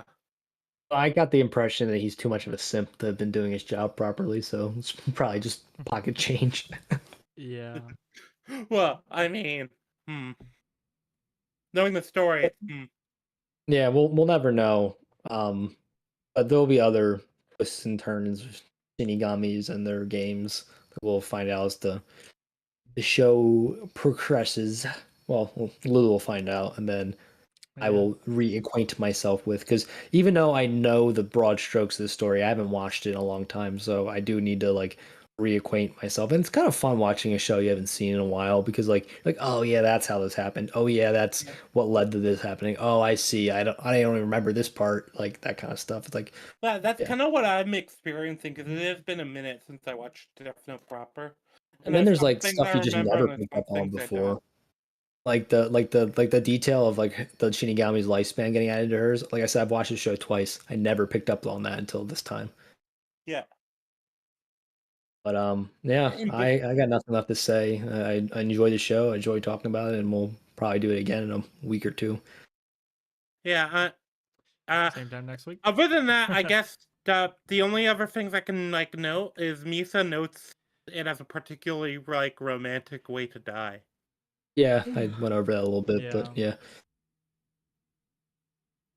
Yeah, and then outside of that, we get like the ending scene where it's the cafe scene where they just happen to be like near each other and they're like musing on things. It's fate, Rangi. That's the one thing about this show that you can kind of like poo-poo some convenient stuff to it, because like fate is a living part of this world that's like, that is a real thing. So like yeah, it's kind of like I think is one of the better takes on Fate, but like it's kind of like one of those because this show restrains from like relying on it too heavily. Because like one of the memes about JoJo is that like since Fate's also a thing in that show, but like basically like the stands drawn to each other thing. So like that's why there's so many fights like anywhere they go because like they just happen to be in the same area where it's like statistically improbable, but since they're like drawn to each other by fate, like that kind of excuses the convenience of them always just bumping into each other. So like this is I think a better written take on fate than JoJo, even though I enjoyed JoJo more because JoJo's a lot of fun. I think the interesting way to end it might be asking Lulu to speculate on what's going to happen next. Oh yeah, that's a great way to end it. What do you think will happen next, Lulu? Misa's gonna be like, "Oh, Light, I'm in love with you. Have sex with me." And then yeah, that's the good ending. Nothing bad will happen. You're not far off, at least from Misa's perspective of what she wants. I was gonna say that he simps and then it ends that way. Okay. I'm just saying you've nailed what Misa wants this show to go as. I knew it. Yeah. We have established that women are illogical. I was joking for people in the chat. I was joking in our group chat. I was like, what if they pull like a spoilers for Dexter? They pull a Dokes where Misa like kills L as like a romantic gesture for Light, and then Light's like, you literally just like fucked me and my whole plan. Like now the world's gonna know who I am because I was with L like for like a week straight. So I could see that happening, but I don't think that's what's gonna happen because like obviously like Light's ego's too big to let anyone kill L except for him and him only. So it's like if anything, I could see him like fucking like manipulating and using Misa and then like killing her and L at some point. So yeah. The things with I also feel like there's a lot of like setup for like you guys were saying stuff with the Shinigami, but I literally have no idea like what to expect with that. I have a feeling they might like oh actually no, you guys said they wouldn't address like how someone becomes a Shinigami, just how they die, which you know has already been covered. So like I'm not really sure what else we know how they could die, but not how go they into form, it. and we never know how they form. But We don't Okay. even know. Yeah, I'm not sure what else they could tell. We don't even know if new Shinigami necessarily form as much as like they've always been there, you know? well, I think the That's such a Shinigami. Dexter simp. True. Yeah. All right, I'm a South Park simp. Okay, we all have our weaknesses. I Oh mean, shit! you know, oh wait, no, I did have a yeah. South Park reference. I referenced the Goth Kids this episode. Yeah. Yeah, I had my Dexter analogy too. Look. Everybody has their thing they're simp for. I have my share Versus of horse anime anime gacha girls. games. Yeah. No, it's funny. I've actually had streams with Iron where it's like have like my tablet on on next to me while I'm like waiting for Dude, I thought I was cooking or going something. crazy. I was hearing Japanese. I'm like, where the hell is that coming from? It was Rangi's like left his damn stupid like gotcha horse game on. It was like I thought there was like they were in my walls or something. The anime horse girls are in your walls. Yeah, You're dude. waiting inside them. Because then you gaslit me. You're like, no, there's no noise coming from my room. I'm like, what? No, and then I realized that it was my tablet because I had my headset on, so I didn't hear that the volume was on. Because I usually just turn down the volume if I'm like on stream or something. Yeah, Lulu, that seems audio seems to be like both me and Rangi's greatest weakness. It's like it's something we have in common. We're just so shit with audio. It's not gaslighting if I also was fooled. One day we'll Yeah. master one of the basic tenets of being a YouTuber, just getting good audio. No, day. probably It not. took me forever to figure it out. So Yeah. I think I've got it Okay, down I now. have it mostly figured out, but then I just fuck up because I just You don't have to think turn the about microphone on. it. Have you tried turning the internet off and on Just- again? That's a South Yeah, Park meme wait, right there, I was Lulu. gonna say, I didn't know that. Lulu, But you wait, said it wrong. It's, have you tried turning it off and on again? Yeah. in the one South Park Disconnecting. episode, all the internet is like down and they can't figure out how to fix it, and they like call like Kyle in as the expert. I forget why they think he's the expert, but like he walks in, he unplugs the wire and he plugs it back in, and then everything works. They're like, "Oh my god, he fixed it!" Kyle's like, uh. Alright. Yeah, Yeah, crazy. I think we're good to go. I think we just do quick shills and then we skedaddle, Okay. skedoodle. But we're- You want to shill first, Rangi?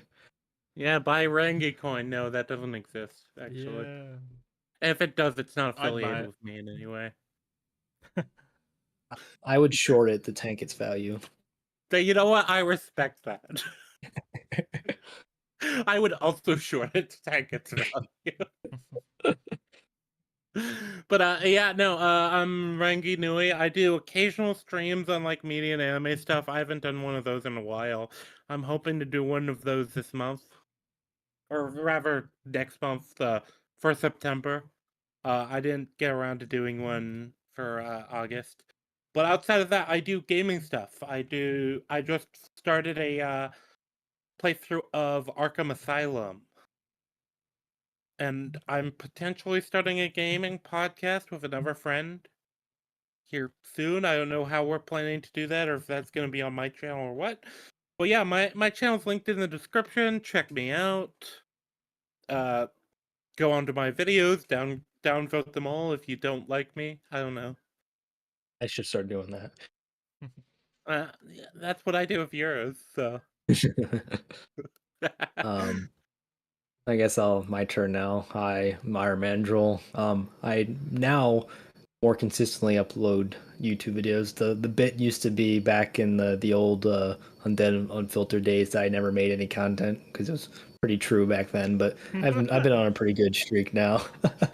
I'm actually a YouTuber who uploads now, so that's fun. Holy shit. Yeah, I know it's crazy. My audio is Congrats. still kind of shit, but it's slightly Yeah. better than when I first started. It got better, then it got worse, then it got better. It's been a roller coaster 'cause I keep changing it, and one day I'll find just consistent good audio that like's It, not a pain to deal with. But it turned out the secret was me holding his family hostage. yeah, I would like to see my wife and kids again, please, Rangi. Yeah, I'll send you an updated picture. She's gonna like send me a finger in the mail or something. Yeah. But yeah, I just made a Deadshot video. I thought it was turned out pretty well. The audio was I a thought bit iffy in spots, but overall I was pretty happy with how it turned out otherwise, and it did okay view wise. But if you want to check that one out, it's my latest I, video. You should. I thought Pretty your Deadshot decent. video was decent. I Yeah, think the biggest problem is just the audio, the technical stuff. yeah. The audio. I mean, you can clearly hear what I'm saying. It's not very crisp. Um, Yeah, so that's something I definitely work on. But I was really proud of the visuals and the script. It's just the audio. It wasn't up to snuff with the rest of the elements of the video. But anyway, check that out or some other superhero content if you're into that stuff. And otherwise, you'll find me on Rangi stream playing Baldur's Gate 3 or here talking about Death Note. And Lulu, you want to give any updates on your channel or you just want to close it out? I don't like self promoting, but I'll do it then. Like, subscribe, and comment, you losers. yeah, Give Lulu money in the form of super chats and memberships. yeah, Pay the man. sir. Or otherwise, he doesn't let us eat. Yeah. No food. But, It's already been months since we've had anything. Please.